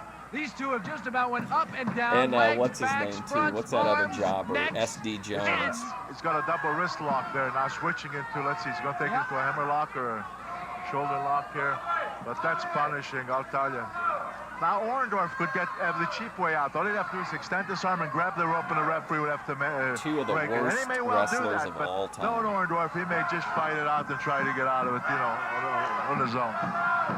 Without the referee's aid, I guess. I was over at Paul's house a few Well, weeks if ago. you He's like having me flip SD through his Jones, dictionary. you clearly Do you know the like word submission Pedro is not Morales. in his dictionary? It's not in his dictionary, It's not huh? there. No. Okay. Taken out a long time ago. George said, no, It just George doesn't South is happen a with this solid guy. You're wrestler. not going to beat him by making him Yes, submit. well, I'll tell you what. I'd hate to see that shoulder break, snap, because the word submission not in his dictionary. That's just how the guy is. I think he'd rather have a shoulder broken than... Yeah, I know what you mean. He's that kind of character. You're right, that's true, because he's not the quitter, and he's not going to quit. And right now, Bruno there's no comes question from the about it. era Right now, of this the hammer lock. ethnic champion, A which lot I of guess people look at now a would hammer lock people and say "Wow, that's that doesn't look so DEI, bad," but I'll that tell you Bruno what, you only get got the caught in title one. because he was Italian. And it's plenty bad, especially Pedro this now, because he was coming down Puerto with his Rican. knee. That hurts. Or well, even the jobbers were then, right? Or even the heels who got the transitionary titles were all kind of ethnic gimmicks. I'll tell you, it's been a great hour of action. It certainly has, Bruno. He's hanging on to the hammer lock. is shaped like an egg. This, of course, very wisely, because, you know, keep working that body part, weaken it. And, you know, then you put, of course, your opponent into a great disadvantage. These moves will not bring the crowd out of their seat. As a wrestler, Bruno, you can't worry about exciting the crowd. You've got to win the match. You've got to use whatever strategy that you think will be a benefit you in winning a match. You can't be out there just thinking, what will excite the fans the most, because you do that, you go in with that attitude, and you could very well disappoint that Somebody crowd. say by getting asshole beat. in the crowd. You go in with that attitude, and you could very well disappoint that crowd by getting beat. Of course, there have been many I don't really great watch moments, any however, in wrestling this match, and this shows, crowd to be has honest. been roaring throughout. Now Orndorff taking the better of the shots after a series of hammerlocks by the ace. If I watch continues to be if I consi- watch a stream about wrestling, it's usually I'll just watch one of the live, or like I don't know if you guys follow JSG Games. JSG Games usually has 2 live streams going, one WCW, one WWF, like old school stuff. I'll watch those. I don't watch like commentary wrestling channels though. Assistant working on the left hand, left arm of Orndorff. Orndorff trying to size up a right, it looks like. Now, if he can hit him with that fist and catch him Cat in out the jaw, bag, I'll dog off the guarantee you leash, that, baby. Orton will let go of that left arm. Hey, Laura. Hey, Laura, if you will. Come right back down. Hey, Laura. Another great hour coming up next week here on Sports Channel America. We'll see the Cuban assassin in his debut, along with the Wild Thing Steve Ray and B. Brian Blair. Yeah, JSG's a great week. page. Same bat time here on Sports Channel America. It's not, there's not very many people in there, but there's normally at least a few people milling about in them that you can talk to if you're looking to discuss old wrestling.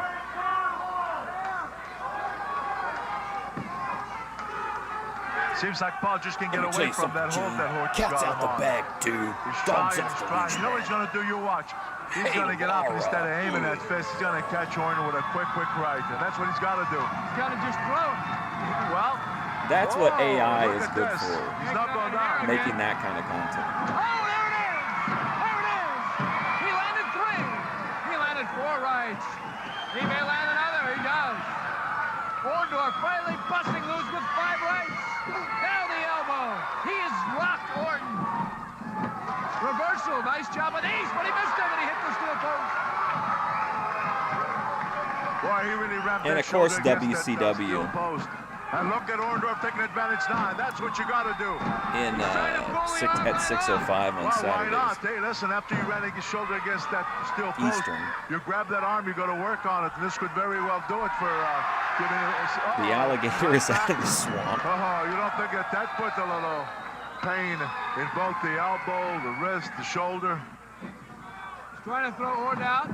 Orton Oh, wow, goes down yeah. and throws Orndorff out. Boy, this has been one conquest after another. He's Just got a when you crazy think Orton's going archive. down for the count. There's a change of I love the fortune. old arena shows. I wish we could watch them. Yeah, certainly. Well, I guess you might say this match is just about F. Wood going the would way love we it. expected Bunch of and thought it Tony would go. Gurria, Just Rene back and forth, Goulet a matches. lot of great action, a lot of tremendous blows. A lot of slow A lot guys of not pain doing being anything. inflicted here on both sides. Maybe Dominic DeNucci will show up to Elbow to the wrestle. head of Mr. Wonderful. And he's back where he started this match. Oh, on that cement KP, it's floor. a And that's looks like, like it may literally, wind up man, right like here a again. wrestling church Goes into the almost. steel post. I'll link. There's Sorry, 2 Craig and channels Bruno. too. Due to the length of the Paul Orndorff Cowboy Bob Orton match, we'll show it in its entirety here on the Fury Hour next week. I think there's JSG games. Broke the chair, I believe, on the table. That 1 table and 2. just JSG busted it. TV. Ball Orndorff Oh, really man, well. Now God look at damn this, it. going to get even. Here comes Hang the on. chair. Bam! I'll put it in the chat. We'll be back next week with more top action from Paul Orndorff, Orton, B. Brian Blair, Steve the Wild Thing There you go. Ray. Be there. UWF, the Universal Wrestling Federation, the pinnacle in sports programming. The pinnacle.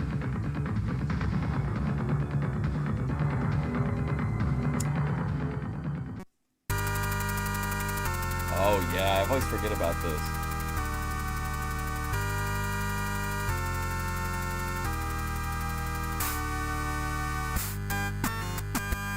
Yes.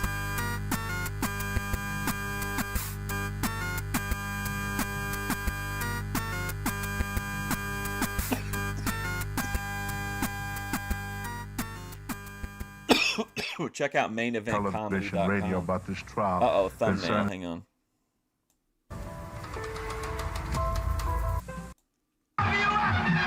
This new intro, I think it's a new intro. Looks pretty cool. Yeah, I think it was MIDI.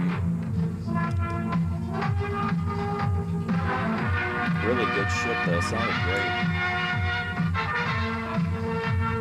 Central Park. A bus. This place.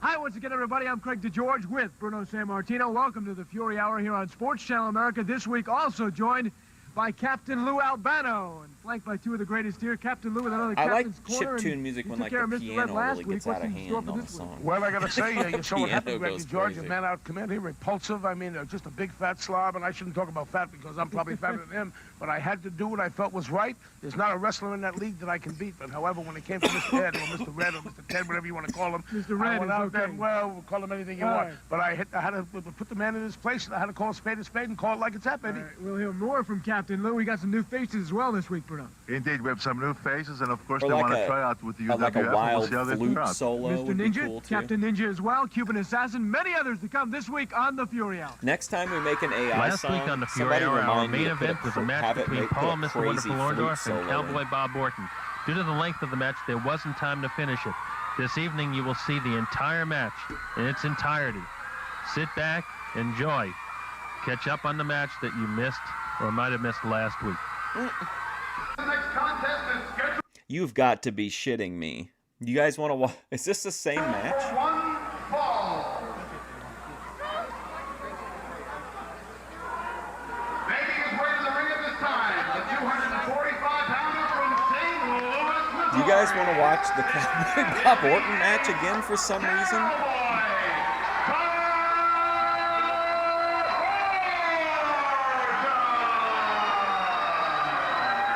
What an interesting approach to television UWF has taken.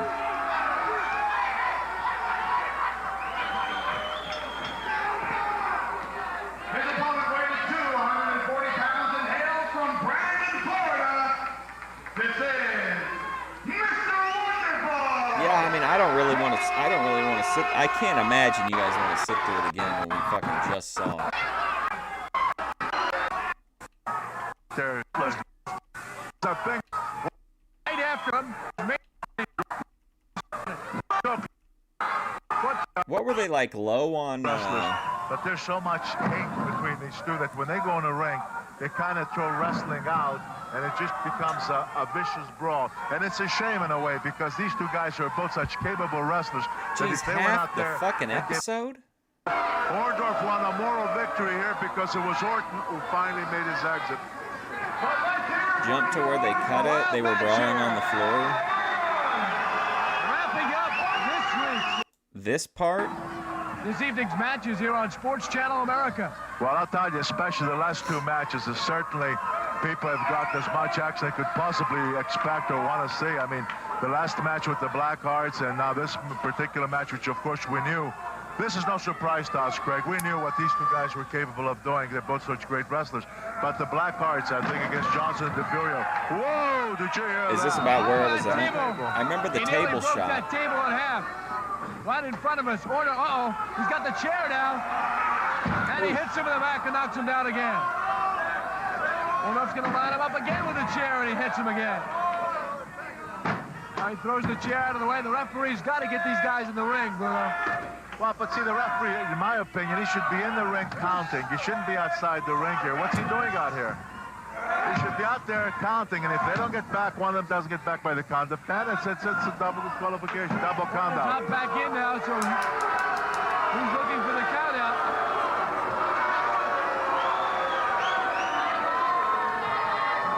I'm not sure what the referee is saying to Orton, but Orndorff is lucky the count has not started yet. Well, he took some vicious blows, Paul Orndorff did with the chair. And, you know, well, I'll tell you, this match has been brutal. Bruno sucks at commentary most of the time. Right yeah. hand to the head of Orndorff. But when he's good, I mean, I'll tell you the it's amazing thing about Orndorff, all the action and hair somehow stays in place. pretty mystical. How the heck does that happen?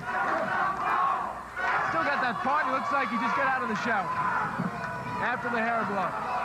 I don't think Orndorff is thinking about his hair right now, if it's messed up or not. You're right about that, Bruno. I think he's got a few aches and pains. It's an observation from ringside. He's right. He's not going to get a continues win to work outside on the the ring, shoulder that's for now of Orndorff. These two have just about went up and down, legs, backs, fronts, arms, necks, heads. He's got a double wrist lock there now, switching into, let's see, he's going to take it to a hammer lock or a shoulder lock here. But that's punishing, I'll tell you. Now, Orndorff could have the cheap way out. All he'd have to do is the referee would have to break it. And he may well do that, but No, Orndorff, he may just fight it out and try to get out of it, you know, on his own. Without the referee's aid, I guess. I was over at Paul's house a few weeks ago. I was having to be flipping through his dictionary. Do you know the word submission is not in his dictionary? What about the guy that pulled an Eric McHenry and belched right at the beginning Taken of out the a long show? time ago. It just doesn't happen with this guy. You're not going to beat him by making him submit. Well, I'll tell you what. I'd hate to see that shoulder break, snap, because the word submission not in his dictionary. That's just how the guy is. I think he'd rather have his shoulder broken than... I know what you mean. He's that kind of character. What did we do, like the first 3 UFCs, I think? We did watch-alongs for. He's not going to quit, and right now, there's no question, a lot of pain. Right now, the hammerlock. Was a troublemaker over there, a lot of people looking at a hammerlock, they say, wow, that doesn't look so bad. But I'll tell you what, you get caught in one, and it's plenty bad, especially this now, coming down with his knee. That hurts. It's like it hurts. That hurts. That does, because that arm can't go anywhere. It's locked in there. And then he puts the knee right into the back of the bicep. Is Paul Orndorff tired? What's going on here? Of action. It certainly has, Bruno. He's hanging on to that hammerlock, Orton. And of course, very wisely, because, you know, keep working that body part, weaken it. And, yeah, then you put, Cody of course, your opponent into a great disadvantage. Trying to make These moves will not bring the crowd out of there. See, as a wrestler, Bruno, you can't worry about... What? Orndorff taking the better of the shots after a series of hammerlocks by the ace.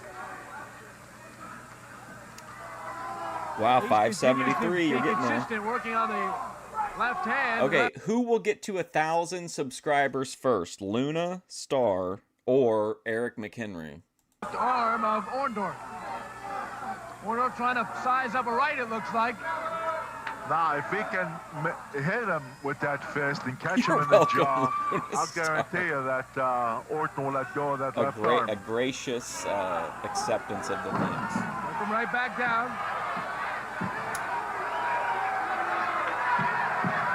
Another great hour coming up next week here on Sports Channel America. We'll see the Cuban assassin in his debut, along with the Wild Thing Steve Ray and Brian Blair. Hey, next week? Did we ever see Muhammad the Butcher, or was he the guy in the balaclava? Same bat time here on Sports Channel America.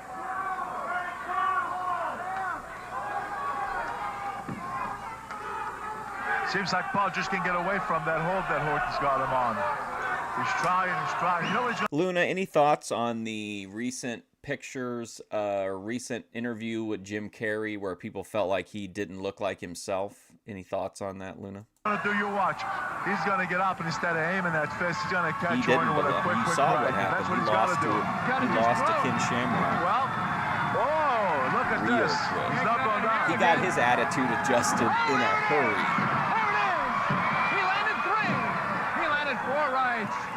He may land another. Oh man, what a sell from Orton. Terrible camera work though. Now the elbow.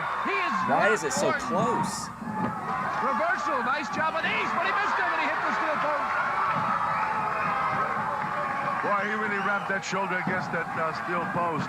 And look at Orndorff taking advantage now. That's what you got to do. He's trying to pull the arm right off. Well, why not? Hey, listen, after you ran his shoulder it's like one of those... I could do much better UFC streams now because I'm not as pressed for time, but fucking YouTube is so cruel about the copyright. Steel post. You grab that arm, you go to work on it, and this could very well do it for giving it. Right back. You don't forget that puts a little pain in both the elbow, the wrist, the shoulder. In both the wrist, elbow, and shoulder. And throws Orndorff out. Boy, this has been one conquest after another. Just when you think one is going down for the count, there's a change of fortune. Yeah, certainly. Well, I guess you might say this match is just about going the way we expected and thought it would go. Just back and forth, a lot of great action, a lot of tremendous blows. A lot of pain being inflicted here on both sides. Yeah, I've been looking for kickboxing, but it's kind of tough. I've ran a few things through copyright, and they came back as blocked. And he's back where he started this match on that cement floor. And that looks like it may wind up right here Listen again. to me, Barry, traditional Orton goes martial into the steel arts post. legends. Well, I mean, I just come on here and tell the truth. And Orton looking like the neighborhood bum at this point here, wobbling around. Takes another shot from Orndorff. We did watch the Remco Pardue fight where he like elbowed that little guy into oblivion. Now look at this, gonna get even. Here comes the chair. Bam! Rocked him good with that chair. He went for a ride on the table, and now they're gonna call it. What was that? Like literally, my entire Twitch audience left when I started stream, because that's where I did the Grace reviews in the very beginning. My entire built-in audience over like a decade all left. There's like one guy that still comes around. Well, two, but one guy that comes around fairly regularly in the chat, but it's been a minute. Rush Limbaugh's burner account. Bret Hart could have done well in MMA. See, you just be saying shit, F-Wood. Now, folks. Orton thrown on the wood to the left of the ring. Oh, he crocked him. He crocked him with a, I think he has a beta tape. Is it fair to say that these two guys really hate each other? Karate look at this. background. I mean, they really want to do each other in. I mean, they won't stop. You can you can ring a bell all you want. These guys, whoa! The referee just took a shot. Lost it. He has absolutely lost it. He's on the top rope.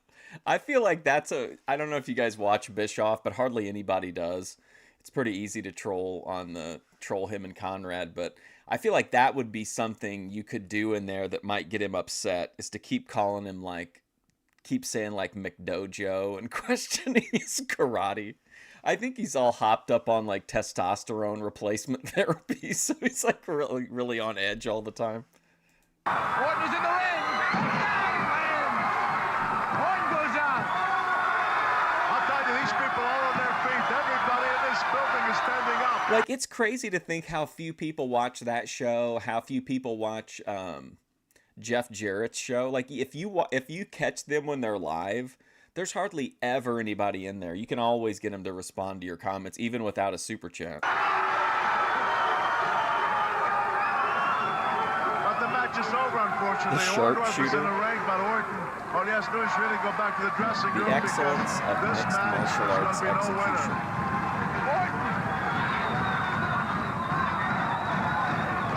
This match is over, and I think everybody knows they got to except Orndorff and Orton. They don't want to end it. Look at this. And it's going to continue. Oh, he hit the ref! Michael's the referee taking yet another shot. And now they're in it again. And I'm telling you, it smells like we're in Milwaukee or something. Yeah, I'll tell you. That brewery. Oh, look at this. There he goes. Orton says the heck with it. What's the saying? Discretion is the better part of valor. Looking around. There's Orndorff. He's saying, hey, look at the guy. He's saying he's running away, Bruno. I know you don't, Paul. Paul says I don't drink. Well, he does not drink, but he's got at least 24 ounces all over him right now. Like you saw here, you saw moral victory for Orndorff because the Also, guy ran. I can't promise anything because I don't know for sure, but I do have a potential situation soon where I can get an in-person interaction with Sergeant Slaughter, and I'm thinking about having him cut a promo on EFD.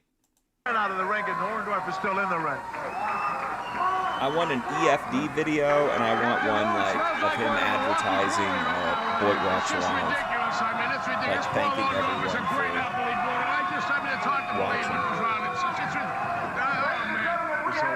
Remember, he did the outro for AWF, and he was like, "Remember, you have a choice in wrestling entertainment," or something. He had some cheesy saying like that. Double disqualification, but Orndorff won a moral victory here because it was Orton who finally made his exit.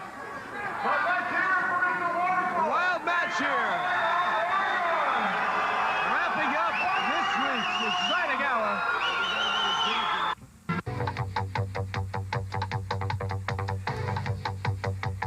You can put somebody in the sharpshooter, and Dana White will be like, "Ring the damn bell." Yes, yes, ladies and gentlemen, this week it's Captain Lou Albano back again with the Captain's Corner. And you know, in the field of professional wrestling and universal wrestling, you have without a doubt the finest array of talent in the world today. Now, this is something different. This is a first right here in universal wrestling, baby. I'll thump it for a minute because the man has got me confused. I'm going to bring out the keeper with the animal, and here they come. Come on, keeper. Come here. Get over here. Get over here. Here you go, now, you stand right there. You do what you're told. What kind of relationship is this? How you doing? I'll hold the mic for you. Just speak. I got it. This is the what? What? This is the what? Oh, this is the friend. My pet That's monster. The animal. Are you happy now? Yes. Now shut up and stay there. Don't you move. Okay. Don't you get smart either. Don't move. Smart? We are here. We are new. We don't care who we face. We don't care who we go up against. What are you doing? What are you doing? Hungry. What did I tell you about that stuff? No, that is wrong. You can't win with that. And stop eating that. Now put it down. Keeper, where'd you Put find it down. Man? Where'd you get him from, Keeper? Brought Ring through. the damn bell, Run pal. through. Got him out of there. To the kindness of my heart. How much? What are you doing? What's that? What are he's you got in his doing? mouth? What are you doing? I told you you cannot eat. Give me that. Give me that. Is that a No, rock? I don't want Sorry, that. Vince, I can't. Or sorry, Dana White, I can't drop the title in Montreal. You win, and if you don't win, you don't What eat. is that? Is that a raw steak that the man That was is a eating? raw steak. If he Good. wins, he can can't eat. bite This guy's an people animal. and This guy's shit a in the lunatic. There's UFC. something wrong with this guy. Look at the eyes. Look at the cheekbones. Look at the facial expression. The man's under the medulla of this man's brain lies an IQ of -7. This man is a mental half-wit. Look at him. Huh? Huh? Tell me more about him, Keeper. Bear with me. Laugh. Be amused. It does not matter. Look what happens when you are hungry. What do you look like? When I don't feed you, what do you look like? Take a good look, because we are here. The man's got the IQ of a -7. Take a look at his eyes. Look at the cheekbones. Look at the facial expression. Look at the gaze. Look. It was just The a man is different demented world back halfwit. then, too. Look at him.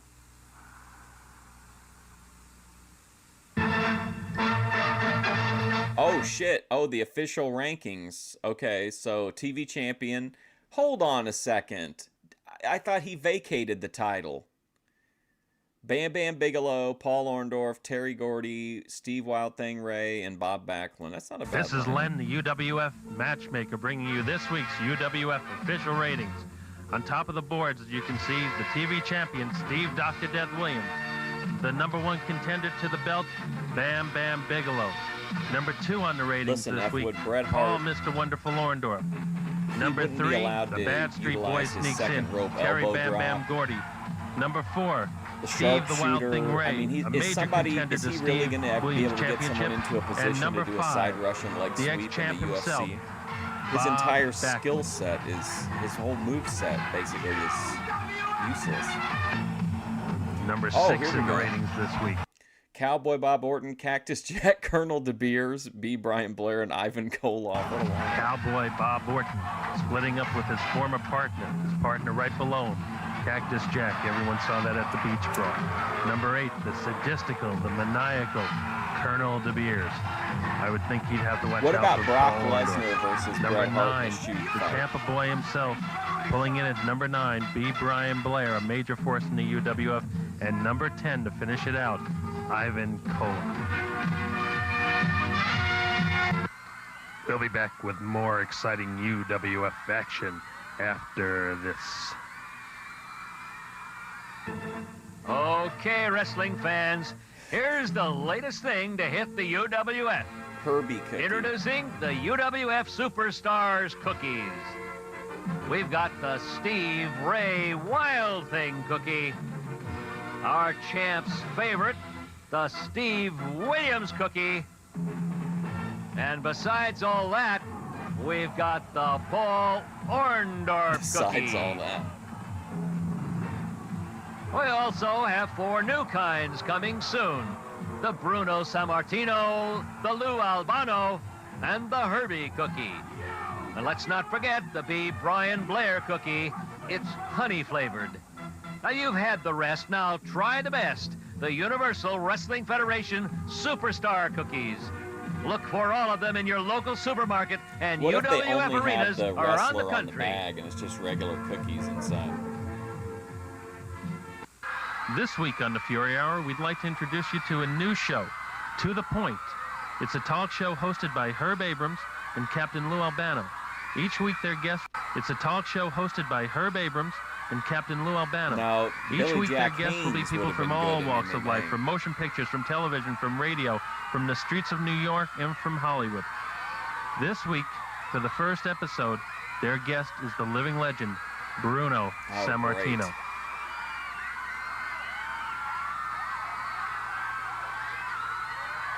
We have a man that is truly a legend in the minds of millions and the people throughout the world. A man that was a 14-year world champion, has accomplished many feats that are untouchable today. I'm going to bring the one and only, my friend, your friend, the people's friend, Bruno Sammartino.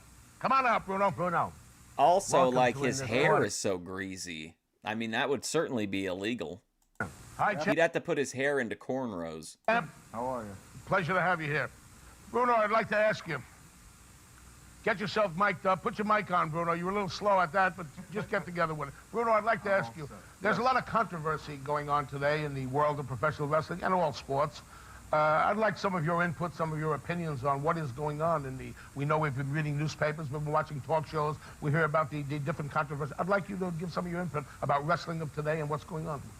Well, you know, Captain, you know, Herb, we always, unfortunately, in all sports, showbiz, whatever, occasionally, you hear some things that are very detrimental to that very profession. It happens. It happened in baseball. It happened in football. It happened, in all businesses. Wrestling, of course, has been our life. For God, we've both been in and out for over 30 years, and Herb here's been promoting for the past year or so, but he's also been a promoter in so many other different businesses, showbiz and what have you. So I think he understands the whole situation. That what's happened to professional wrestling, it hurts me because I love this game. I was in it for so many years. I wrestled all over the world. This is me, like, and also, F-Wood keeps telling the people in the WCW chat that I wrestled Lawler. And all they're so bizarre. Like they're all like, "Oh my God, that's so awesome! What was it like?" As you know, Captain. And all of a sudden, in recent times, there are certain things that have really turned me off because wrestling is taking a turn for the worse, as far as I'm concerned.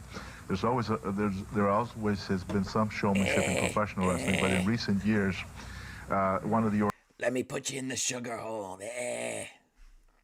Organizations has really come on with a new concept that, in my opinion, has taken the sport of wrestling out, and it's been strictly almost a cartoon show for kids.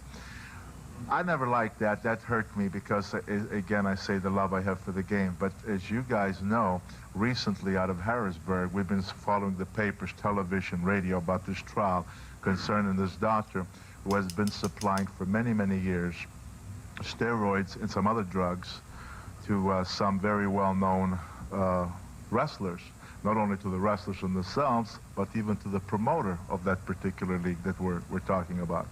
And of course, you know, I know for myself, and I'm sure, Lou, you run into the same situation. This is honestly, like, is this not a pretty bold choice in programming? Like, you have limited TV time. You use the first half of it recapping the match from the last show.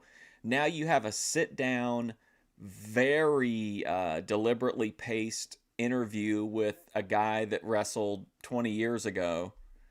It's like it's an interesting choice. People are somewhat shocked and disappointed and disillusioned because so many kids do watch wrestling and look to the people as role models. And exactly, so forth. They take exactly. And then when you hear all these negative things, it is a lot of people are in uproar. They're you know, and frankly, for me, number one, it bothers me tremendously that this has happened. Oh, also, I've got a clip for you guys that I recorded of Bethadone. She said one of the absolute craziest things I've ever heard her say during our, like, untaped pre-show, and I had to get her to go back and tell the story again. It was really really unhinged. Happened to our business. But number two, in a way, I'm glad it has been discovered.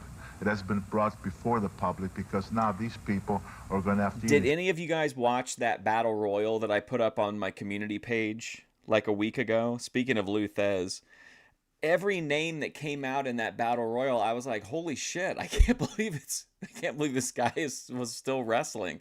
And Lou Thez is in the fucking Battle Royal. Shape up or get shipped out because we don't need this kind of this kind of nonsense, these evil things in our business, you know, and so I'm hoping that with Stu Hart and Bret Hart and probably most professional wrestlers could probably beat like a regular dude. Like they would probably have an advantage in a fight against an average person, but like against another athlete, or like especially against like martial artists, I think a lot of them would run into problems. Everything that's come out of this case, out of Harrisburg, I'm hoping that now proper steps will be taken, not by the league itself. Oh, that's true. I forgot about that, Izzy. Could just be putting Bruno on TV for that purpose. I question that because they claim that they're going to self-clean. Well, and he's just shitting all over like you said. I wasn't thinking about it from that perspective, but yeah, he's just giving him TV time to shit on WWF. I'm not sure that I feel too confident about that, but perhaps through outside influence. From an independent yes, contestant, I believe that perhaps Herbie... Bruno, let me ask you this. When you were wrestling for as many years as you have, what was the situation with steroids at that time? When I first turned pro in focusing 1959, on steroids. I can honestly say I'd been competing in both Olympic lifting and powerlifting, and I was wrestling amateur. I had never even heard that word, steroids. Around 1964 or so, I had been world champion already for about a year or two at the time when I first heard the word steroid. And I asked a friend of mine who owned a gym in New York what they were, and he first introduced me to the what steroids mean. You know, they told me it's a hormone. Do you guys think this Fortnite character looks like Grace? I saw her in a game and I was like, is that Grace? That people are injecting themselves. It actually is Grace, but and what it does is makes the muscle grow a lot quicker, makes you stronger quicker. But they also said that there were so many things that they did not know about the side effects of these things. And of course, as the years have gone by, we have learned more and more that very, very dangerous these drugs are. People have died from it. People have become, there are people who are waiting, in even other sports. I'm talking about football. I mean, what's his name went in, right? Tony Halme, the Viking, the exit-only butt cheeks guy. He was in UFC, and I don't think he did very well, did he? For heart transplants. Remember when UFC was such a wild, fun place that just the guy that owns a topless restaurant chain could come in and fight, even though he looks like a walking bowling ball? Like, what a great time to be a fight fan. Like, I miss those kind of fights. Somebody's needing kidneys transplants. I mean, and the trouble is that in wrestling, like I said, for myself, I had never heard of anybody on steroids. Well, also, UFC was pretty much constantly under political fire. People wanting to get it shut down. Then they were running into regulatory issues pretty much everywhere they went. They ended up having to do all their shows like down in the deep south. I don't remember a lot of times too, even if they could put the event on, they'd have to sell the VHS because a lot of the pay-per-view providers wouldn't carry them. Late 50s or the 60s. In the 70s, I started hearing a name here and there in steroids and professional wrestling. But by the middle 70s, I would say, I remember that we used to do TVs out of this town, Allentown in Hamburg, whatever, and for this other league, this other organization. And it was very obvious that how many of the guys were more and more getting into it as they were getting. I think a lot of them did. A lot of the Minnesota guys were from like that same bar. You mean the muscular, chiseled body build? Is that? Well, Herb, like I said, I've been in weightlifting for years, both Olympic lifting and powerlifting, and I know what it takes and how long it takes for your body to transform itself, especially if you were a heavy person, you know, with coming down. Yeah, or if you were very thin. It takes a lot of hard work, years of training, proper dieting, and so forth. And when you see someone that looks okay today and looks great in 6 months or a year, it's not an overnight. Not normal. Bruno, what you're trying to say, it's not an overnight process. But one other thing I wish you would point out to people out there watching and all our sporting fans and so forth, that it's not necessary.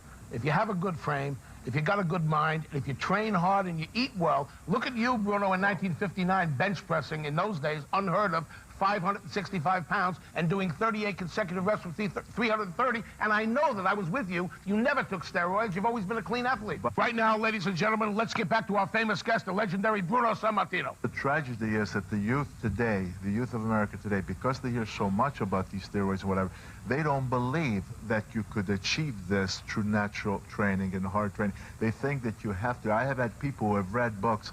There was a book out of York that told about many lifters' feats. And this is Durunda level delusion. Putting a fucking 20-minute Bruno Sammartino sit-down interview on a fucking wrestling show. Mine, and I had some young wrestlers come to me and say to me, "Come on, Bruno, you did 565 with a 2-second pause and 715-pound squats and that." I said, "Yeah." They said, "You had to be on something." Dan Severn, just such a I don't know how WWE botched him so bad. Even if he was never gonna, didn't have the charisma to be the, make it to the championship or whatever, they didn't do anything with him at all. Because they don't believe that you could achieve those kind of things unless you're on steroids. And I keep that, schools that I've gone to and different people that I speak to, young groups and so forth. I try to tell them that's a lie. You can absolutely achieve if you're willing to work hard, dedicate yourself. You can. There's no limit as to how far you can go. Listen, without bragging here, when I did 565 in a bench, I can tell you that most of these steroid users aren't doing 565. So what I'm saying is that it can be done unnatural. It can be done naturally. All it takes is, well, in my case, you have to have, of course, the proper frame, to dictate as to how far you can go. There are certain things that your physical makeup that one has to have naturally. I mean, I may have been real skinny, but I had big bones and so forth and so on. And this is all important in how far you can go. But the most important thing is, even if you can achieve, by taking steroids, you can become Mr. America, you can become a world champion wrestler. What good is it if 10, 15 years down the road they can either kill you or you can become an invalid as a result of it? Don't look for the quick solution. That's absolutely. Well, unfortunately, as we know, a good friend of ours, Lyle Alzado, who is in the football. Oh wow, I don't think I saw that one. He has openly admitted that he's been on steroids and he's got a very serious problem because of it. I think we want to get the message across to the young people out there. That would be a fun one look to up do. To these people. Watch all the Dan Severn WWF stuff, but again, we can't do it here. That are on steroids and think twice before they get involved in something like that. Well, Lyle Alzado is doing that, and I take my hat off to him because he's helping a lot of young kids. Yes, he is. But a former wrestler we have to mention, too, that is doing a great job right now, and that's Billy Graham, superstar Billy Graham.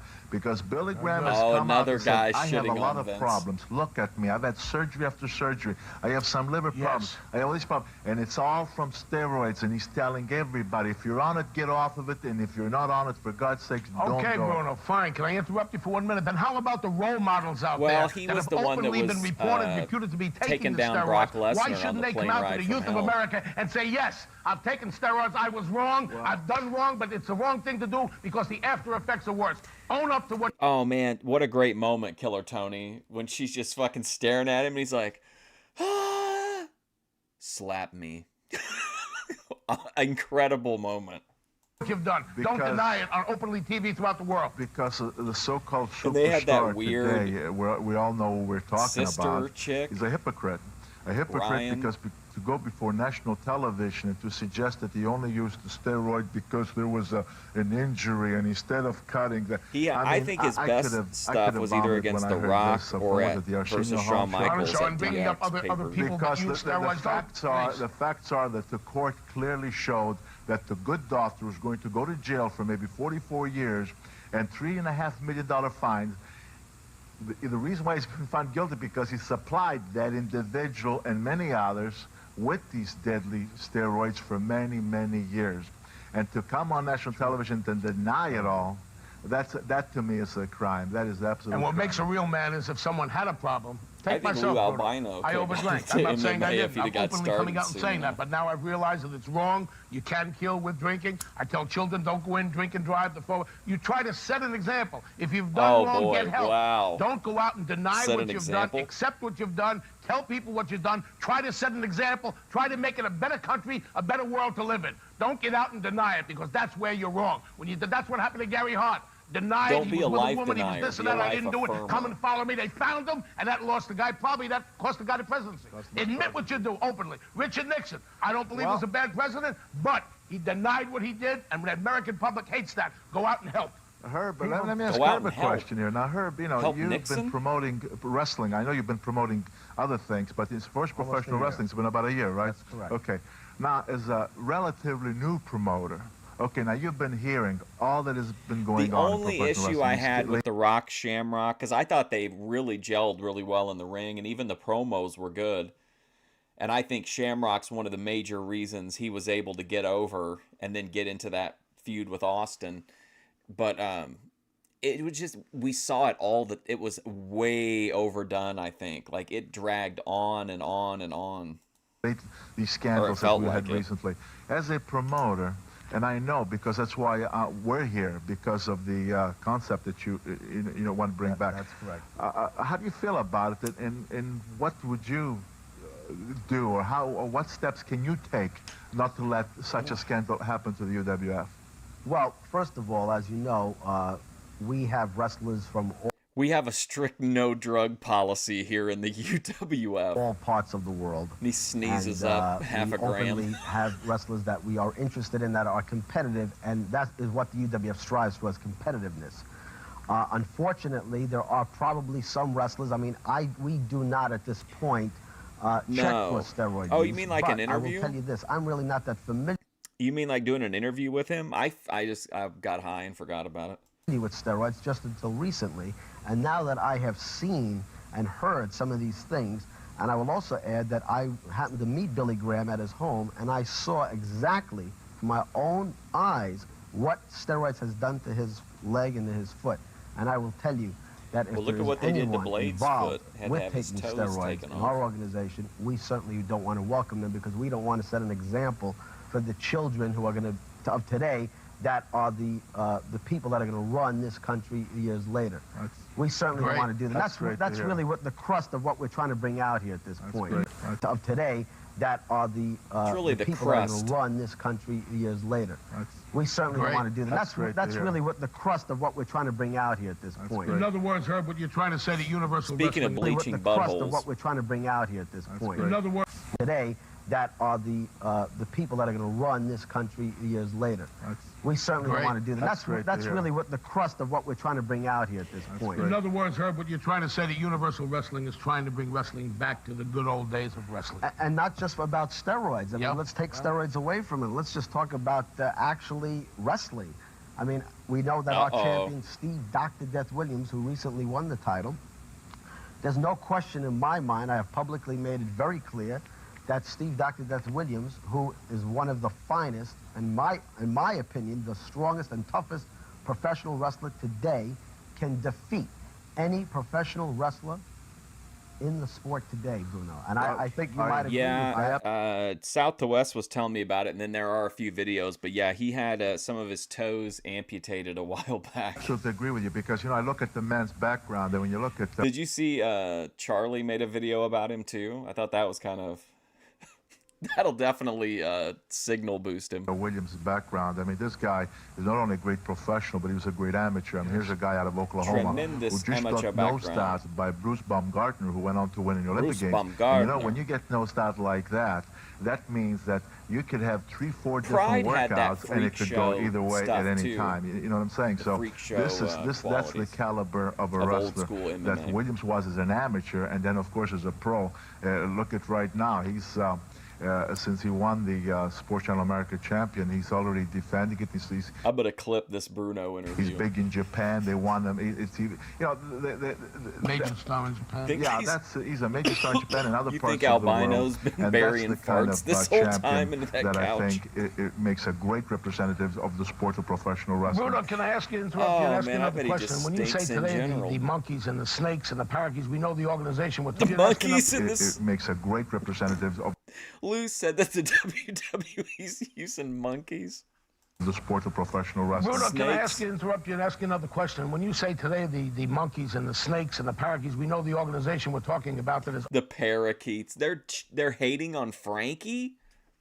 overly done, is overly exposed wrestling and made it into a complete comedy and I would call it a farce. Look at this, like, look at the, what do you think about this body language? He's like all pressed over to the corner. Lou is man-spreading. Is overly exposed wrestling and made it into a complete comedy and I would call it a farce. Are you saying that in the old days, I'm in the business, so I'm probably saying what you're saying, that wrestling then... See, F. Wood, this is where I'm at. I'm realizing that I'm seeing the patterns of every generation, realizing that wrestling doesn't exist for them anymore. There was no showmanship, there was no sporting in the older days? No, there was always showmanship. In fact, there were times when I saw some kind of form of showmanship that I honestly did not approve of. Right. But when I look you back gotta go today, down to the marina for that. From what is to what was, you know, really no comparison. For example, let's That's look at why I the old times. rewound Gorgeous it. George. Gorgeous George, showmanship. Right. He had these fancy robes here. But the difference was that Gorgeous George was a tremendous wrestler. Right. You know, Buddy Rogers and I, the whole world knows, we certainly were never friends. This guy and I, we fought each other. We did not like each other. Buddy Rogers was the nature boy, the blonde hair. He did it. But Buddy Rogers was a wrestler. Didn't Buddy Rogers wasn't when he turned the belt or lost the belt to Bruno? Wasn't there like a? It was like basically like a squash match, and there was like a lot of like drama around the situation. I think I remember that from his book. Correct. So the point is that, yes, you had the showmanship, you had the fancy yes, robes, that's me. Yeah, it really is. Hair. That's me. Yes, that's where I'm at. But I can recognize it, and then I can say, okay, it's just that, you know, after so many years pass, like that hobby belongs to somebody else. It belongs to the next group of people.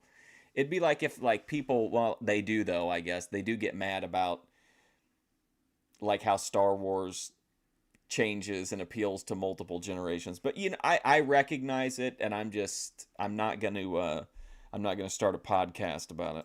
But behind all that, you're a tremendous wrestler. True. I see people today, certain people today, who are all gimmick, all show, but no wrestling. You know what gets me, Bruno? When they come out today, they say, well, today the boys, they're enhanced with this these steroids, they're bigger than...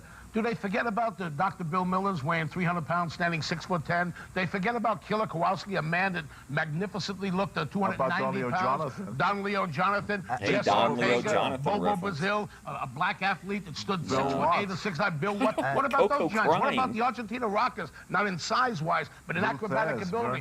What about the Bruno Sammartinos, the Vern Gagnes, the Luthez, the Great, the Buddy Rogers? We had so many greats, but people seem to forget that. The young kids of today look out there and say, oh, this guy's doing this guy. Captain, but, the young kids, because they don't know. But you talk to the wrestling fans who are adults, and when you talk about wrestling, who do they mention? They mention these very names because they say those guys were wrestlers. Now today, and that's a shame because you have people like Williams, as Herb just said.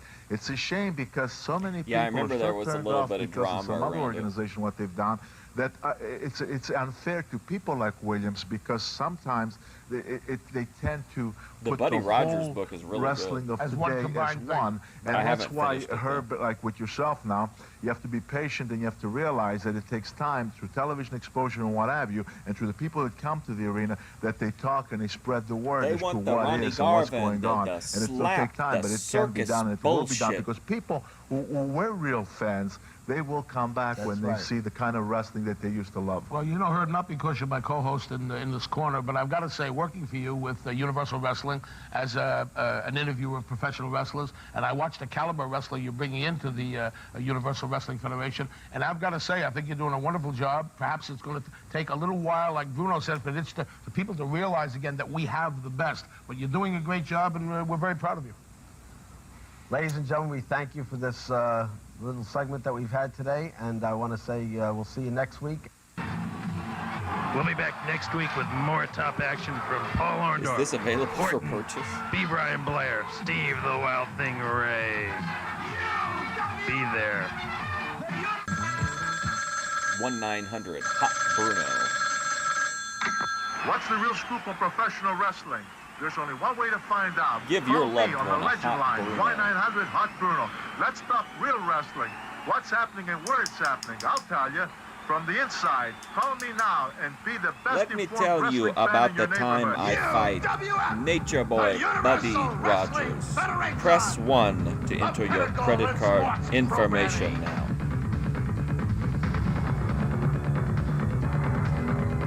He talks for like 30 seconds and then he puts David on. Oh, here we go.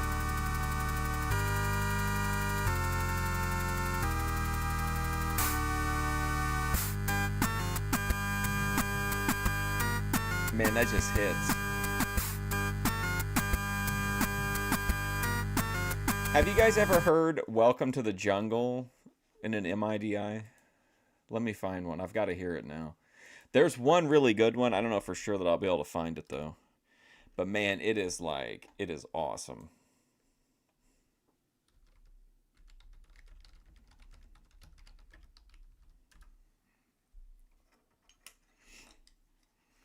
Let's see.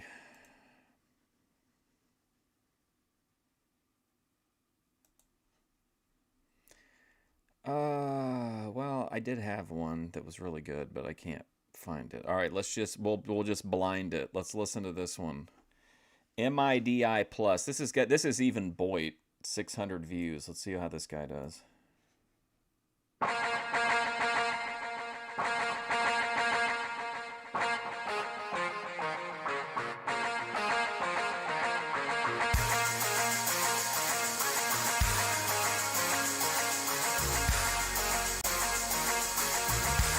What's this background? Is this a game Eric McHenry plays?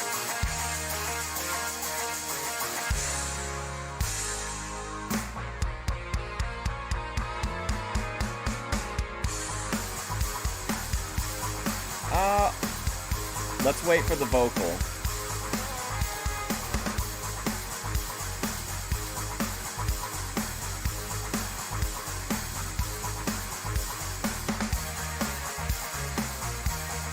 I said not gonna have vocals? That's a perfect place to have a flute. Well, second best place to have a flute.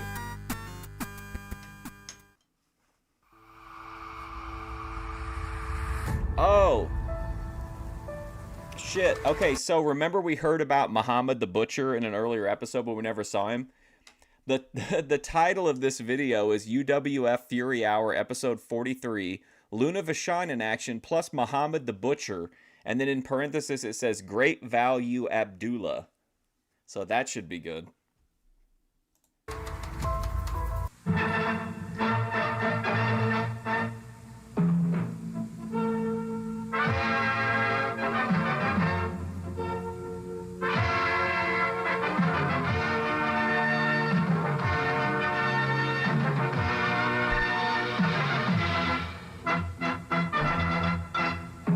Imagine if the vocals on that would have been like a fucking wild flute sound. Wouldn't that have been amazing? Really a mistake to pass up not adding in that extra bit of like flavor. Muhammad the Butcher.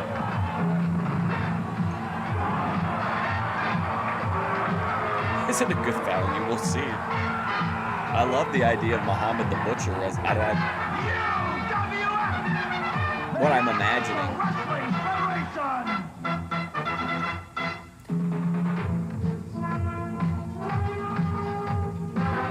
Do you think they should bring back Muhammad Hassan?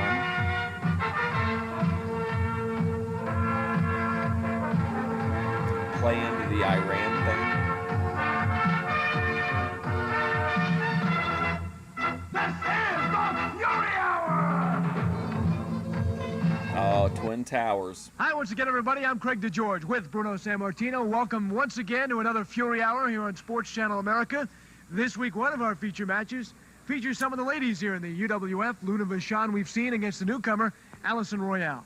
Well, this Allison Royale wow, is the what newcomer. Wow, listen to that name. Allison Royale. Hell yeah. I'm all in. She's a very attractive girl. She's You've said that several times too, Bruno. And Luna, of course, the veteran. Luna, we know that she's mean, tough, and rugged. So it'll be an interesting match. A couple other good faces as well. Steve Wild Thing Ray making his charge perhaps through the UWF Championship, as well as a couple of other new faces. Jim the Animal is one of those new faces. We've seen a couple of new faces. Have you seen anybody that's jumped out at you? Who's Jim the Animal? Well, you know, we have... The Animal is perhaps through the UWF Championship, as well as a couple of other new faces. Jim the Animal is one of those new faces. Oh, Jim the Animal is the BDSM submissive guy, right? We've seen a couple of new faces. Have you seen anybody that's jumped out at you? Well, you know, we have seen new faces. A lot of these guys are new that they've been applying to, you know, to get a shot that the UWF and Herb Abrams has given them that opportunity. But, you know, we have to see yet. It's too early to tell if they really have what it takes to remain with this organization. All right, we'll get a good look this hour on the Fury Hour, and here we go. Okay, folks, it's time for Wrestling Universal Wrestling Federation style. They're booing the announcement of the show starting. Let's hear it for the Universal Wrestling Federation. Look at, oh my God, look at the guy begging him. He's fucking begging him. Pathetic. I feel like Johnny Carson. Wow. Okay. In the ring at this time, a 250-pound Fort Lauderdale native, he is David Perry. This ring announcer stinks. His opponent weighs in at 252 pounds and hails from the Bronx Zoo. He comes to the ring accompanied by his manager, the Keeper. This is Jim the Animal. Jim the Animal. Making his way ringside. Craig DeGeorge, Bruno Sammartino. Welcome once again to the Universal Wrestling Federation here on Sports Channel America. As you see, Jim the Animal from the Bronx Zoo, Bruno, making his way in, and they call his manager and occasional tag team partner the Keeper, and he keeps a watchful eye on the Animal. Yeah, I see the Animal. Let's see. He's got a oh, like critiquing the announcers? Is that for the manager to show him the way to the ring, or is it because of his deficiency in the brain department? These guys, to me, seem like there would have been like, I wouldn't have been surprised to see this gimmick in Memphis, I feel like. A combination of both, Bruno. I know the Keeper very often will have to show the direction to the Animal. Says he's somewhat childlike and he needs direction, and you'll see him really put him in his place. Unlike many tag teams or wrestlers who work for managers, they're almost adversaries. The Animal going after the wrong guy. He's going after the referee, Joe Popejoy, and this man is obviously...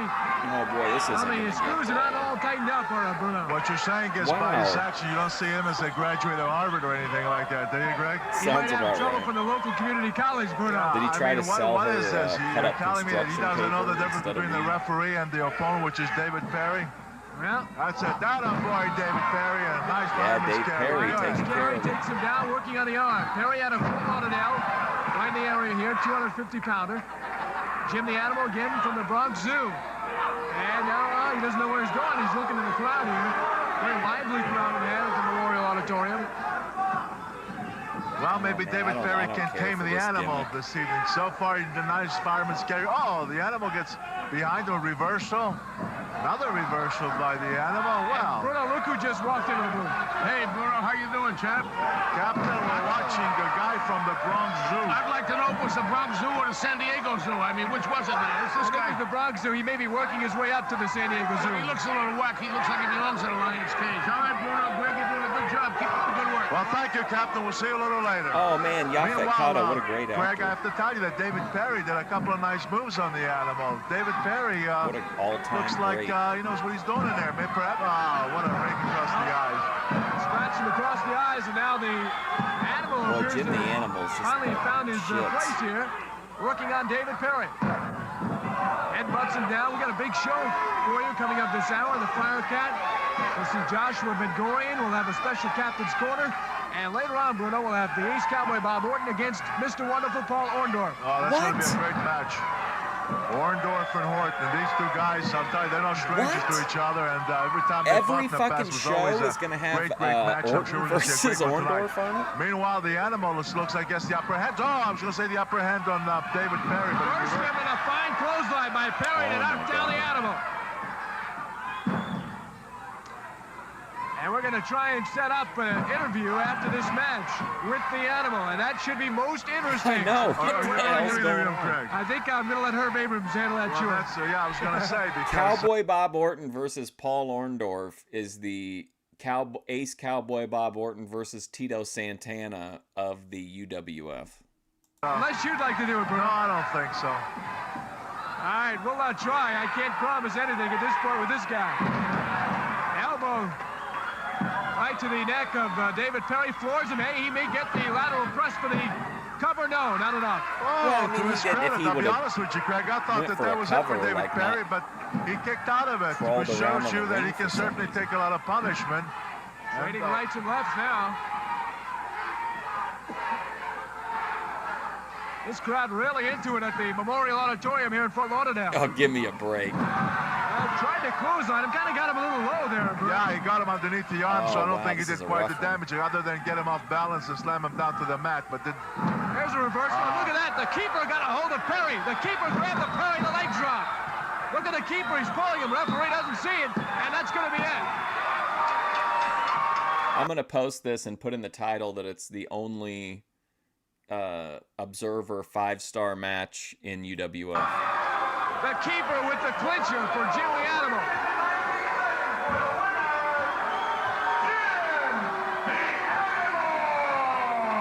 Jim the Animal. David Perry, it was very impressive. Goes down to the feet, and really you can't blame Perry there, Bruno. It was the keeper who got his hand in. Exactly. They're outside interference, and that's what caused the pin, unfortunately, for Perry. The keeper now is going to get some work on Perry, and he's going to throw him right out of the ring. What I want to see What's is Herb Herb doing up in the Abrams as he interviews the Animal. This ought to be very interesting. All right, let's go down now to Herb Abrams with the keeper and the Animal.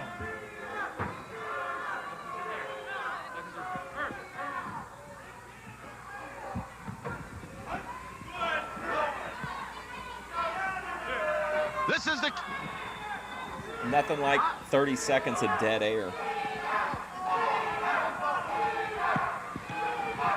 The Animal, you're a newcomer here to the UWF. I don't know if you talk or this man talks for you.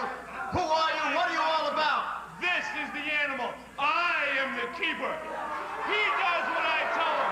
No more, no less. Whatever I say goes. Isn't that right? Are you saying that this man is uncontrollable? I control him. Nobody else. He does what I tell him and only what I tell him. You mind if I interview him? Go ahead. What is your name, sir? Animal? What type of animal are you? Are you a beast? Are you a monkey? Are you a hippo? Giraffe world, ant world.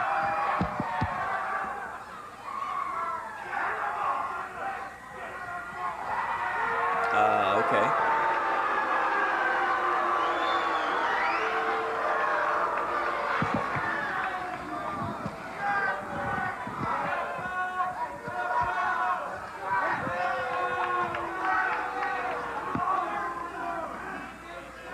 Crowd sounds like it's going to start throwing chairs. Fans, I'll be right back. Here's the latest thing to hit the UWF. Introducing the UWF Superstars cookies. We've got the Steve Ray Wild Thing cookie. Our champ's favorite, the Steve Williams cookie. And besides all that, we've got the Paul Orndorff cookie. We also have 4 new kinds coming soon. The Bruno Sammartino, the Lou Albano, and the Herbie cookie. And let's not forget the B. Brian Blair cookie. It's honey flavored. Now you've had the rest, now try the best. The Universal Wrestling Federation Superstar cookies. Look for all of them in your local supermarket and UWF arenas around the country.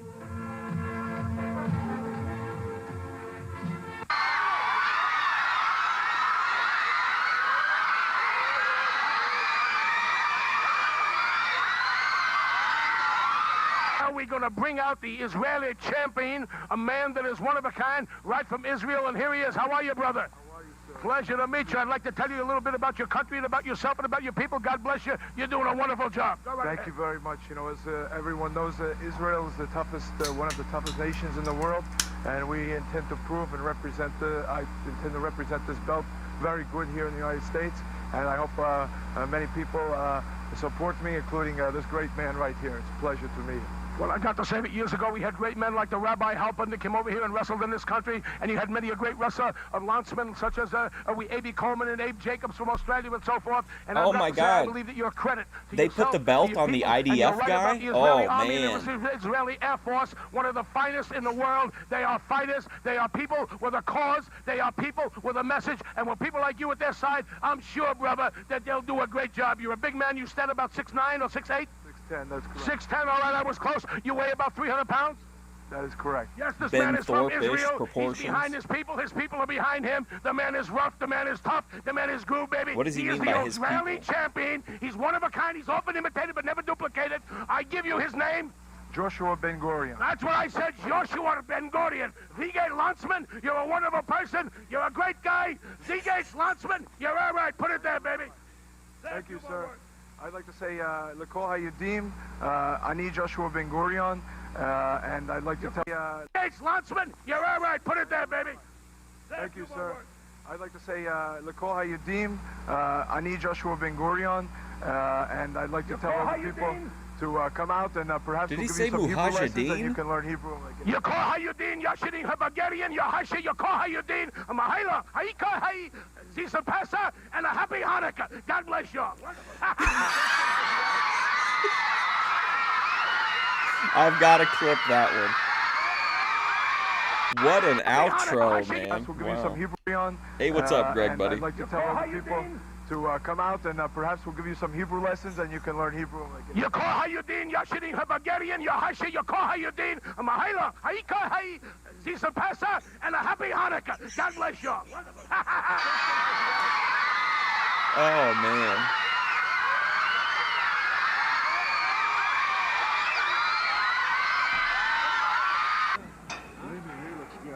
This next match is scheduled Oh, Jaws. for one fall. I'll see you in the parking lot. Approaching the ring at this time, accompanied by his manager, Abu Dhabi. He is a 420-pounder from the Sudan. This is Muhammad the Butcher. Muhammad the Butcher. Yes. Oh, man, finally. Muhammad it literally is a great value, Abdullah. Oh my God. Oh, this is it for me, man. I would book this guy for Heroes of Wrestling. Against Hannibal. Oh my, what's he doing? Be careful in there.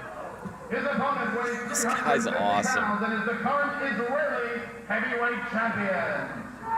From Israel, this is Joshua. So we're gonna have the guy from the Israeli Defense Force against Muhammad the And now Butcher. you've got Joshua Bengurion. This really has a Oh man, this is African flavor here. fantastic. Boy, is this going to be some kind of a match. We've I seen mean- Josh Bengurion, this big 6'10" guy, and of course, this. Whoa, this.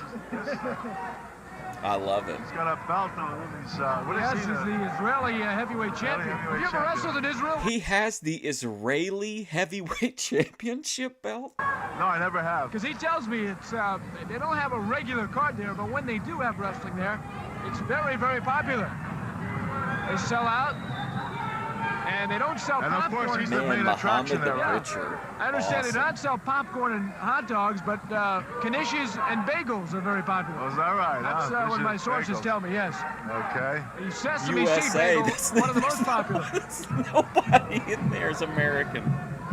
So Joshua Bengurion, a former captain, reserve captain actually in the Israeli Who are Air they chanting Force. for, the ref? If you notice on that jacket he wears when you see him come in, he's got 3 bars up on the shoulder, and that, of course, is the captain's.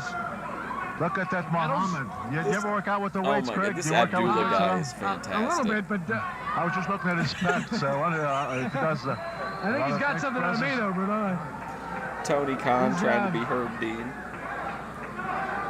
Probably could use one of those exercises you see on late night television, however. Work on that stomach area. Yes. You know, the one that was like a rowing technique. Oh, my I'm not sure what Lord. they call it. And here he goes, gee- though. oh, gosh. Really came in. He was really fired up, flying out of that corner. Look at those obliques. I remember Joshua steps back. Joshua's tall and lean. Was it 6'10"? Well, he's so tall that he makes Muhammad look rather short, don't he? Short and squatty. A little bit, yeah. I think it's the size that does that too, Bruno. Talk about pitching an inch with this guy, huh? Greg, what's this guy's name? This guy reminds me of myself when I look in the mirror, the guy with the red tights. What's his name? That's Muhammad. Well, I want to tell you, I wasn't built quite as well as him. In fact, the guy's got better pecs than me, but he was that's the kind of body I had. I still do look that way when I look in the mirror. They must do high reps on the bench. Wild. There's a lot of reps. What kind of regimen is that? This is the kind of stuff training. The guy's got a lot of definition. Lives up to the great. UWF. Anyway, right now, but Joshua looks like, he's tall, he's rather lean, really, but actually he's a very, very big man. But when you're 6'10", he actually looks lean, and yet, he weighs what, about 340 pounds. He's a big boy, no doubt about it. He's got that height, This guy, Muhammad the Butcher, apparently chews raw chicken before he comes out here. Crazy guy, a vicious guy in the ring. Clothesline, but not enough to get down Bengurion. Oh, yes, now he has Bengurion. Didn't look like it was going to knock him down at first, but there's a lot of... Look at those ripples. Well, one guy definitely has been Bengurion. We've seen him in UWF extra weight there that a few Mr. times. Butcher is hanging on to. He's from Sudan, Africa, the wild man from Sudan. From Sudan, there you go. IDF Sergeant Slaughter. Wow. He doesn't look like he has skipped any mills lately, has he? No, he's not one of these. Did you see that kick by Joshua? Yes. Boom, chopping his wow. Front face lock. Let's see what he's going to do with here now. He does have that great Israeli Defense Forces bomber, he calls it, the clothesline off the second rope. The IDF bomber off the top rope. Trapped again by the manager. Come on, ref. The manager. Yeah, but Muhammad doesn't do anything about it. He's not taking advantage of that does nothing. situation. Come on, man.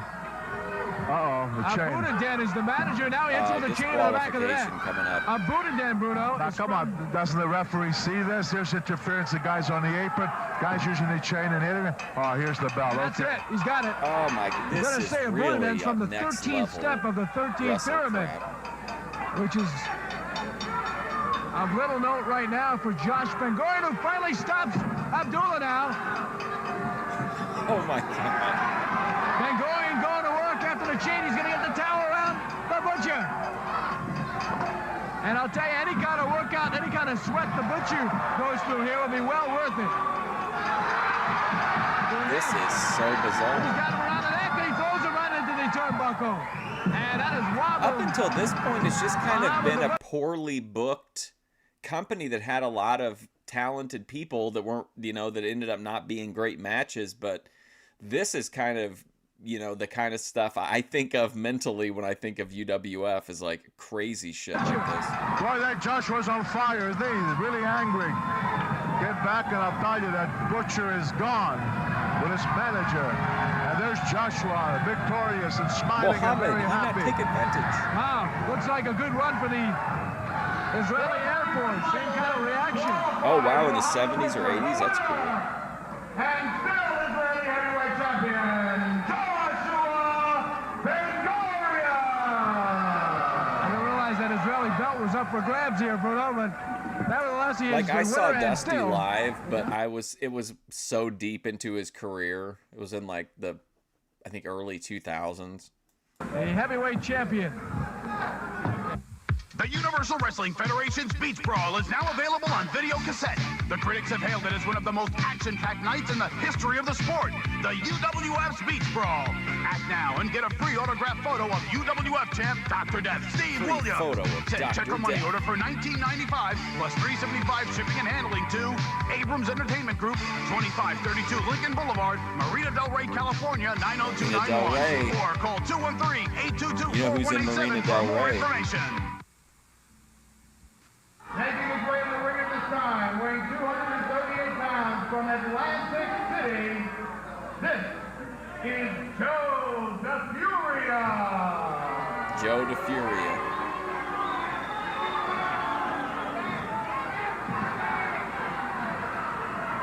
Joe DeFuria having a little trouble getting into the ring. I remember this guy. He'll hope to have some better success within He's the Kenny Omega of UWF. 250 pounds and hail from Havana, Cuba. And he is The Cuban Assassin. Another AWF guy, right?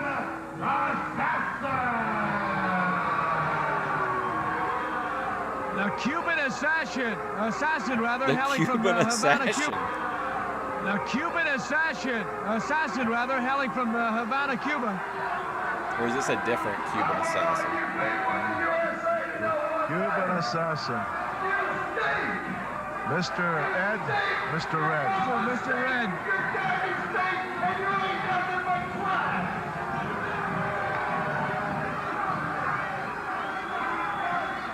Mr. Red saying, you know, you people from the USA stink. Where's Mr. Red from? I don't detect any kind of Yugoslavian accent or anything. I wonder if they have any gymnasiums in Cuba. Well, if they do, how the workout scene is in they may have been closed for the Cuban assassin. Too much time in one. I'll tell you what, he's upstairs not built too badly. He needs to tighten up a little bit. I mean, this is not a heavyweight good crowd, champion, but it's the man to your left. not as bad as. Guess who his hero is, Bruno? I'll give you one guess who the Cuban assassin's hero is.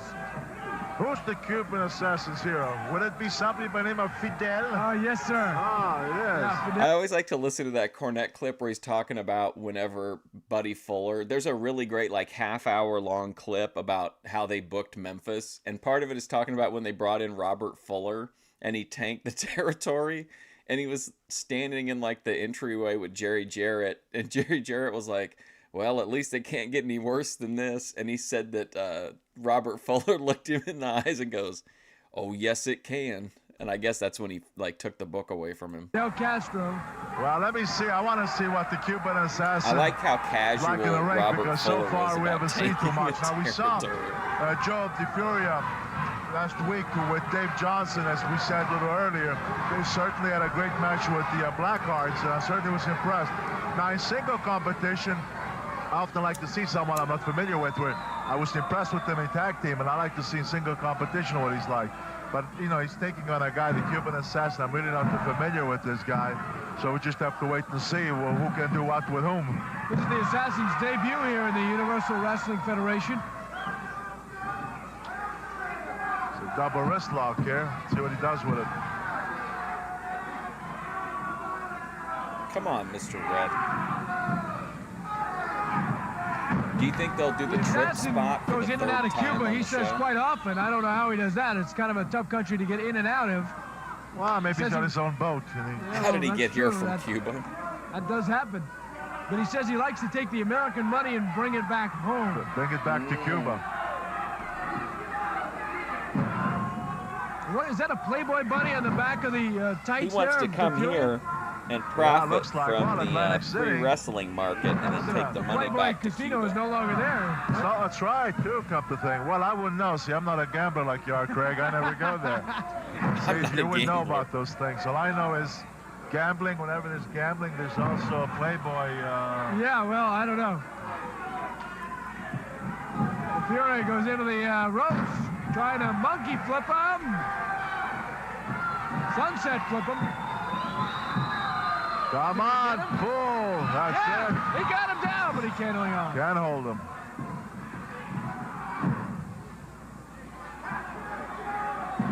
Oh, that was a good knee. That landed right to the neck Hey, of it's me. Do DeFuria. you think that You Grace can see is the talking whiskers on his about beard. bleaching her beeholes because she's going to get into Just take the shot there. That the was kind a of stuff punching Beth and I knee talked from the about Cuban in her assassin. interview.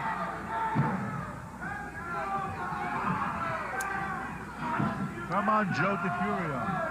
Let's teach us Cuban a lesson and send him back with his hero Fidel. Leapfrog. Leapfrog. And send him back with his hero Fidel. Oh. Leapfrog. Leapfrogged him. Oh, he took a knee again upstairs somewhere, perhaps for the clavicle. Come on, Bruno. Cuban assassin trying to put another victim on the list. You see Mr. Red there circling. Mr. Red with a Fu Manchu this week, I think, huh? That's it. And he's going to work on DeFuria. And the referee again with his back to the action.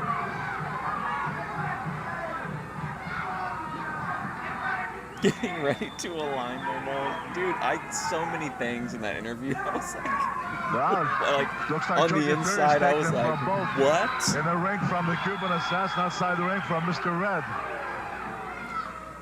And then he would have her, if he couldn't be there, he would have her do it to Strawberry.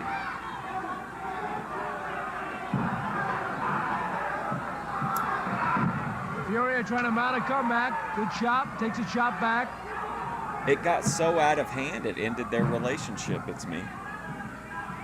Oh, those shots aren't that, not too much steam behind them. Oh my God, oh wow. Now that drop kick, oh, those shots aren't that, not too much steam behind them. Oh, my God, what was he thinking? Now that drop kick, DeFuria, who has done some good things, that drop kick was not good because if you notice when he came up, he had his legs spread out, and of course, Mr. Stargate, you can't do that. You have to keep your legs in line. Yeah, I wonder. You hit, their target.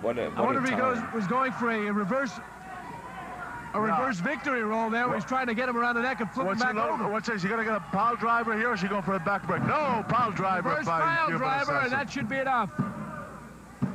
And 3, and that's it. Well, very seldom do you escape a pile driver.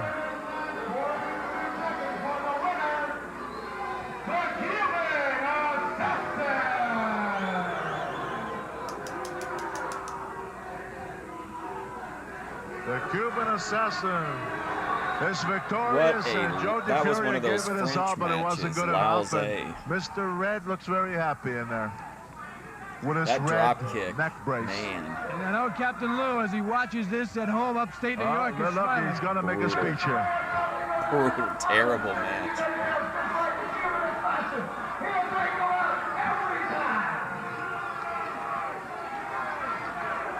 Gentlemen, this next contest is scheduled for one fall.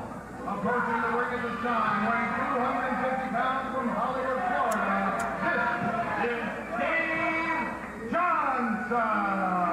Now we're getting the real talent.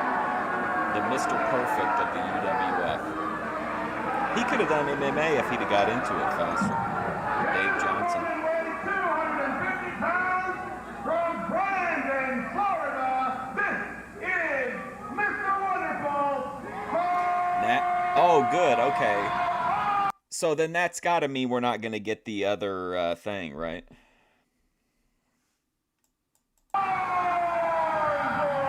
Send him back to Cuba with 0 Fidel. Big crowd on hand, cheering on Mr. Wonderful Paul Orndorff.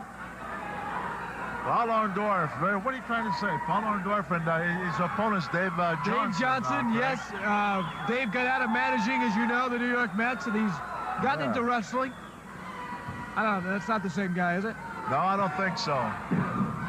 All right, Johnson going right to work on Orndorff. Trying to get a Pearl Harbor drop. Did you see Dave Johnson attacked Orndorff? And I guess he saw last week's match with Orndorff. Body drop. Oh, look at Orndorff. I mean, he really comes at you with lots of energy, don't he? Yeah, a little different than last week when he never was able to get going at the beginning because Orton attacked him when he had his robe on still. And it took him some 3, 4, 5, 6, 7 minutes to get that robe off. Dave Johnson must have saw what happened last week. He says, hey, maybe if I can get the upper hands right away, maybe I can get Paul hurt and pull an upset here. But Orndorff said, not you too. Not going to fall for that again. Arm twist on Orndorff. Arm twist? Johnson was fairly impressive last week, as we recall, with DeFuria. DeFuria against Joe the DeFuria. Blackhearts. Against the Blackhearts, and I'll tell you what, that was a very exciting match. They really, gotta give them credit, they really surprised me. Oh, we still have the women's match to go, right? A couple of good moves there. Now Allison knocked him right Royale. down. Good right hand, Orndorff. I don't think he wants to go the distance like he did with Orton last week. Clotheslines him.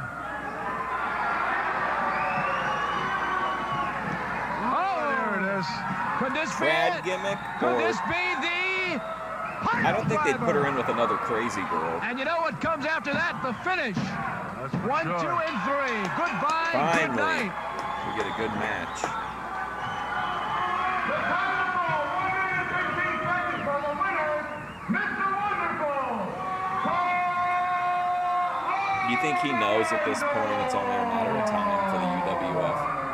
How's the word tighty come to mind, Bruno? That's the longest I've ever heard that name.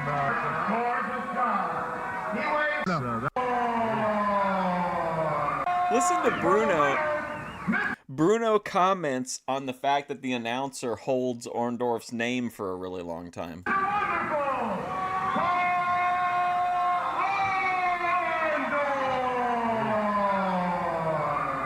How's the word tighty come to mind, Bruno? That's the longest I've ever heard that name. Great comment from Bruno. And his comment from the state penitentiary. This is Death Row 3, 2, It makes it like he just seems like he's authentically reacting. Like it seems like everything he says is like he's surprised by everything that he 3, 2, 6, 0. In action.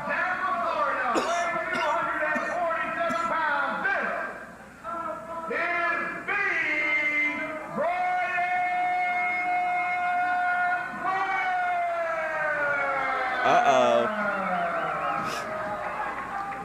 B. Brian Blair, as Frankie said. So B. Brian Blair is in here with someone from prison. I think the Iron Sheik might be interested in this match. Oh, that wasn't long enough. Are you serious? Well, give it a shot yourself. I wouldn't even try it. Hey, Brian Blair, this man's going to show you what you do, boys like you in prison.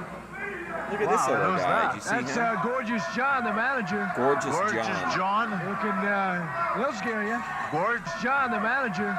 Gorgeous John. Looking, Bruno had he'll the scare same you. reaction. Gorgeous John. Gorgeous John. Where do you have the audacity to give him such a name to himself? Who had the audacity to give him that name? Gorgeous John, huh? Yeah. Okay. Gorgeous John against the gorgeous Death Row 3260. B. Brian Blair, one thing for sure, you'll get lots of excitement, lots of action from B. Brian Blair. Blair and Death Row 3260 in action on the Fury Hour. That guy looks mean, don't Today he? on Heroes of Death Wrestling, Row Jimmy scoring off with 3260. PFD Says $306. he's angry with society, didn't do anything, spent time in prison. Now it's time to get back. B. Brian Blair runs into 3260, and he does not go anywhere. Why does he keep saying Into the the number? ropes. No, nothing again. Blair saying, what is it going to take to knock down this big fella?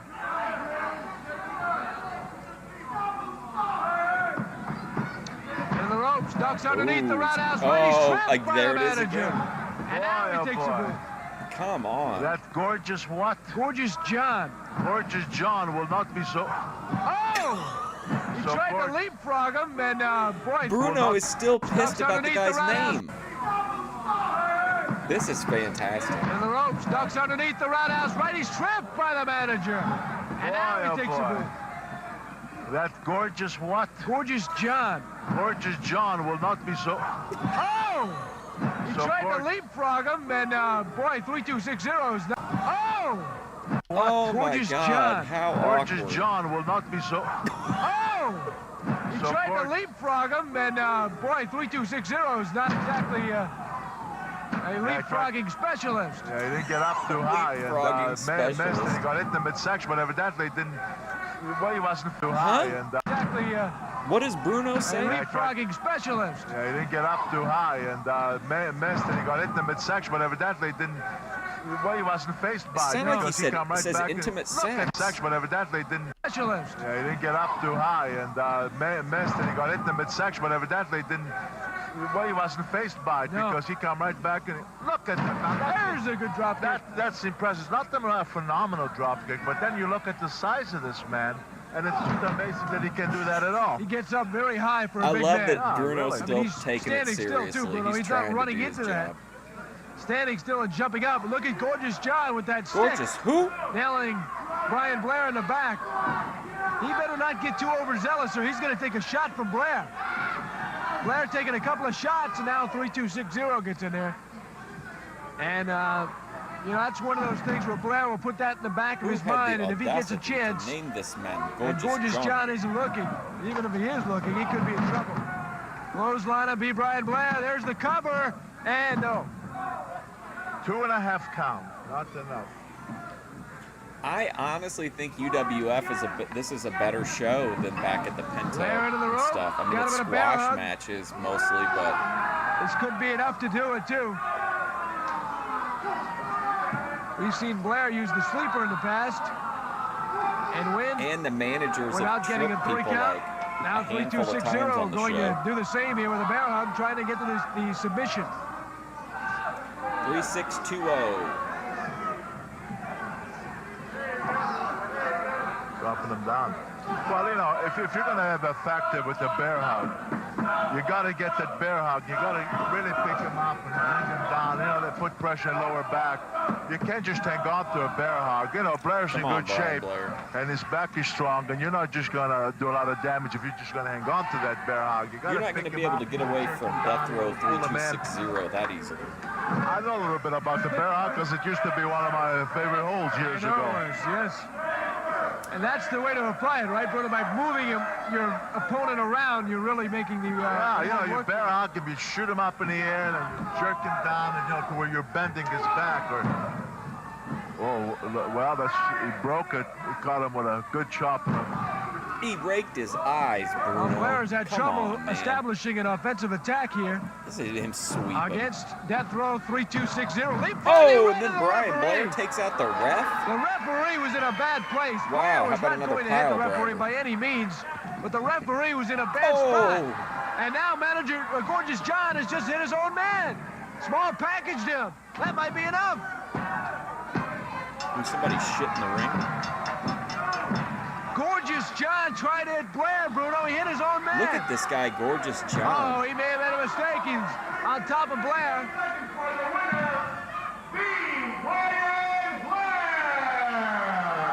And Blair's got a piece of Gorgeous John now. Go ahead, B. Just one shot. He begged off from a bump. He wanted to bump him, and the guy said no. He's going to press him. He's going to press slam him.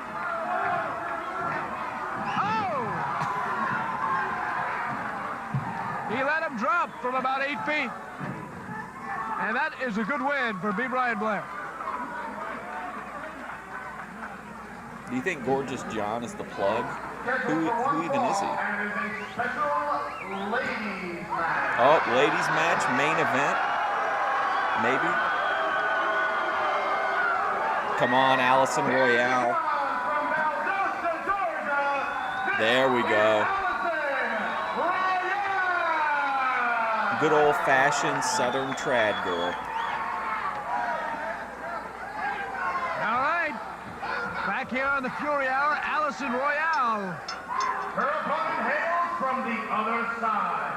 This is the eerie Luna Vashan. Luna Vashan and Allison Royale. Head-to-head. Great name, Allison Very Royale. nasty, tough gal, this Luna. Look what she's bringing as backup here. The Blackhearts. Vashan has brought the Blackhearts, Apocalypse and Destruction, ringside. And you just hope, Bruno, that the referee crowd will be able firmly to behind take Luna. charge in the ring and make sure that the Blackhearts do not interfere.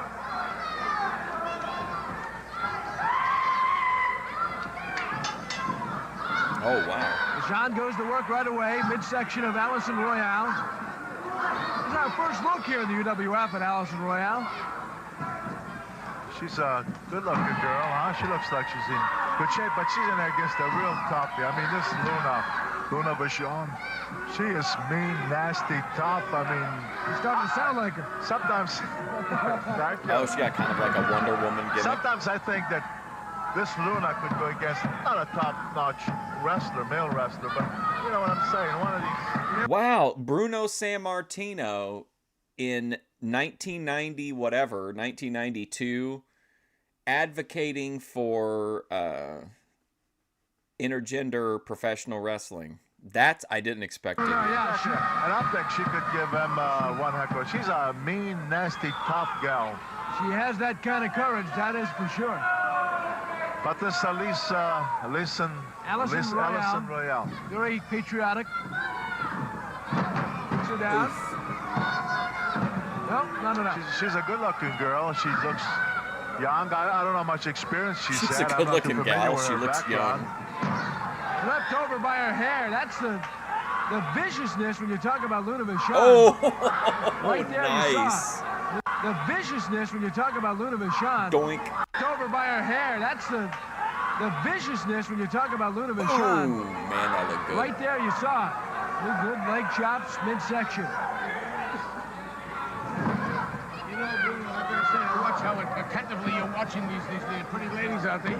You're kind of a connoisseur on ladies, Bruno. I noticed that. You've got a keen eye for the fancy women, along with Greg DeGeorge. I beg your pardon. We're merely talking about this Allison Royale. Oh, he I did think she's a train her. very attractive and young wrestler, but unfortunately, I was just telling Craig, she's in there against a mean, vicious, tough gal in this Luna Vachon. I mean, she is. Yes, I'm telling Craig, she could go against not a top-notch male wrestler, but a secondary one. I He's think she on could it do again. well for herself. Well, do you know that we know that she comes from the Vashan family, and they're very vicious, tough wrestlers, Mad Dog and...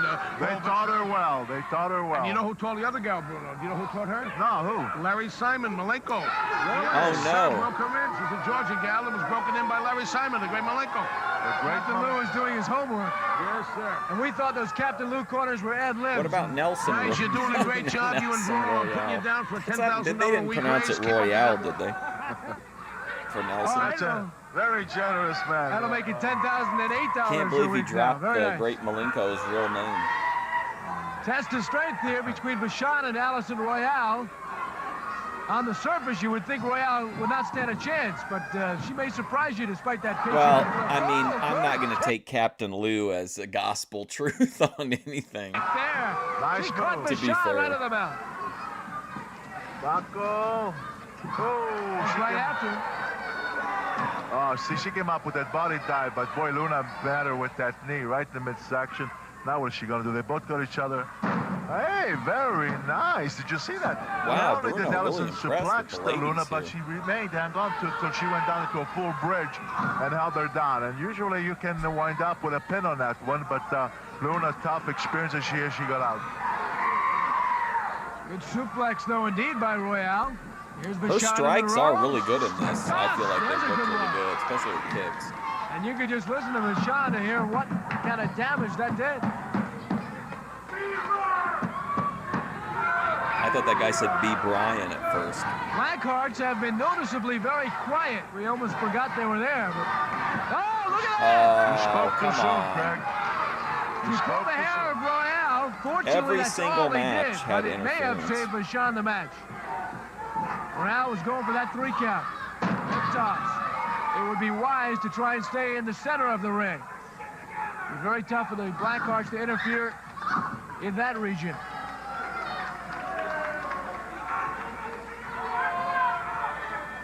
Boring guy. Sean throwing Royale into the ropes, trying to go after her. Yes, brings the head right down to the canvas.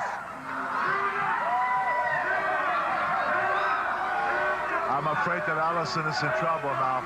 Oh, there you go again. I'm afraid that Allison is in trouble now. Oh, there you go again. Luna. Oh! You shoved the referee. The referee did nothing about it. You can't do that. You see her lower the boom?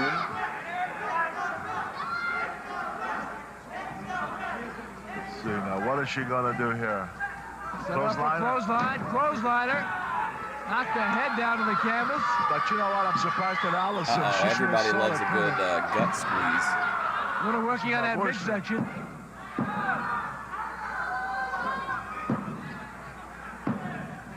Oh, now we're talking. Luna trying to put her away Now we're getting into some methadone territory. Working on the neck as the referee. Is she aligning? Is she nose aligning? Oh my God, she's gonna nose align. Are you seeing this? It's me. Referee not even paying attention here to the chokehold. She's lowering up. She's got to realign. To get the attention of the referee. Now the top turnbuckle.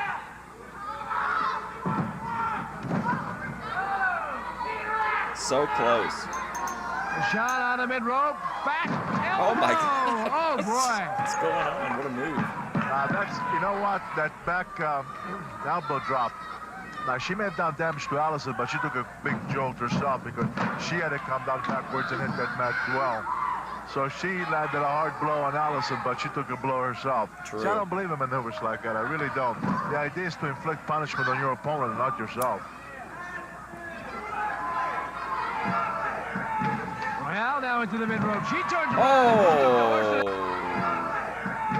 Royale now into the mid-rope. She turns around and who gets the worst of that one? Yikes. Well, I guess Vashan is Royale for the cover now. It's a good move. That could have been a pin. Yeah. Who's that? Firecat's running in here. What's going on here? Royale whoa. As the Firecat has walked into Firecat's the ring out area here. and is going after one of the Blackhearts. Firecat, obviously, on behalf of Royale, trying to even things up. Royale the ropes, stripped down by one of the Blackhearts. Now Firecat goes over there, hammering away. Oh, come on, look at this. Look at this. Oh, yeah. There we go. There we go. How about now, Bruno? Do you think Allison Royale could go up against one of the Blackhearts? He's lost control. Mike, wasn't that brave of the Blackhearts? Wasn't that brave to come in to take on a little girl like that? Royale is out. Oh, what a splash by Vashan! Vashan went 15 feet in the air and came down with a splash. Oh, yeah, definitely. I mean, we saw her... Remember, we saw her in AWF, too. Remember, she was playing like a preppy girl gimmick with Honky Tonk Man, but I don't even remember... I think maybe we only saw him like once or twice.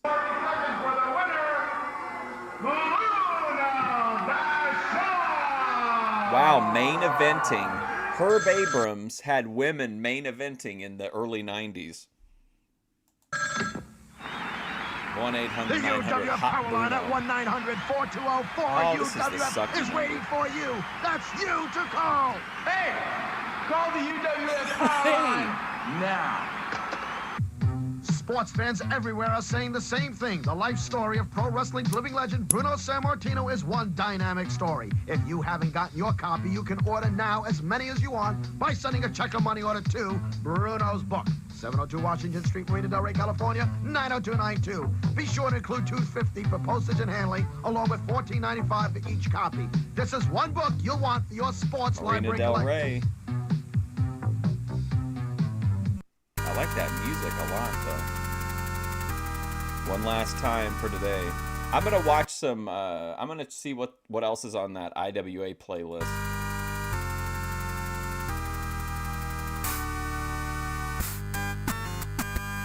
That's what I'm talking about.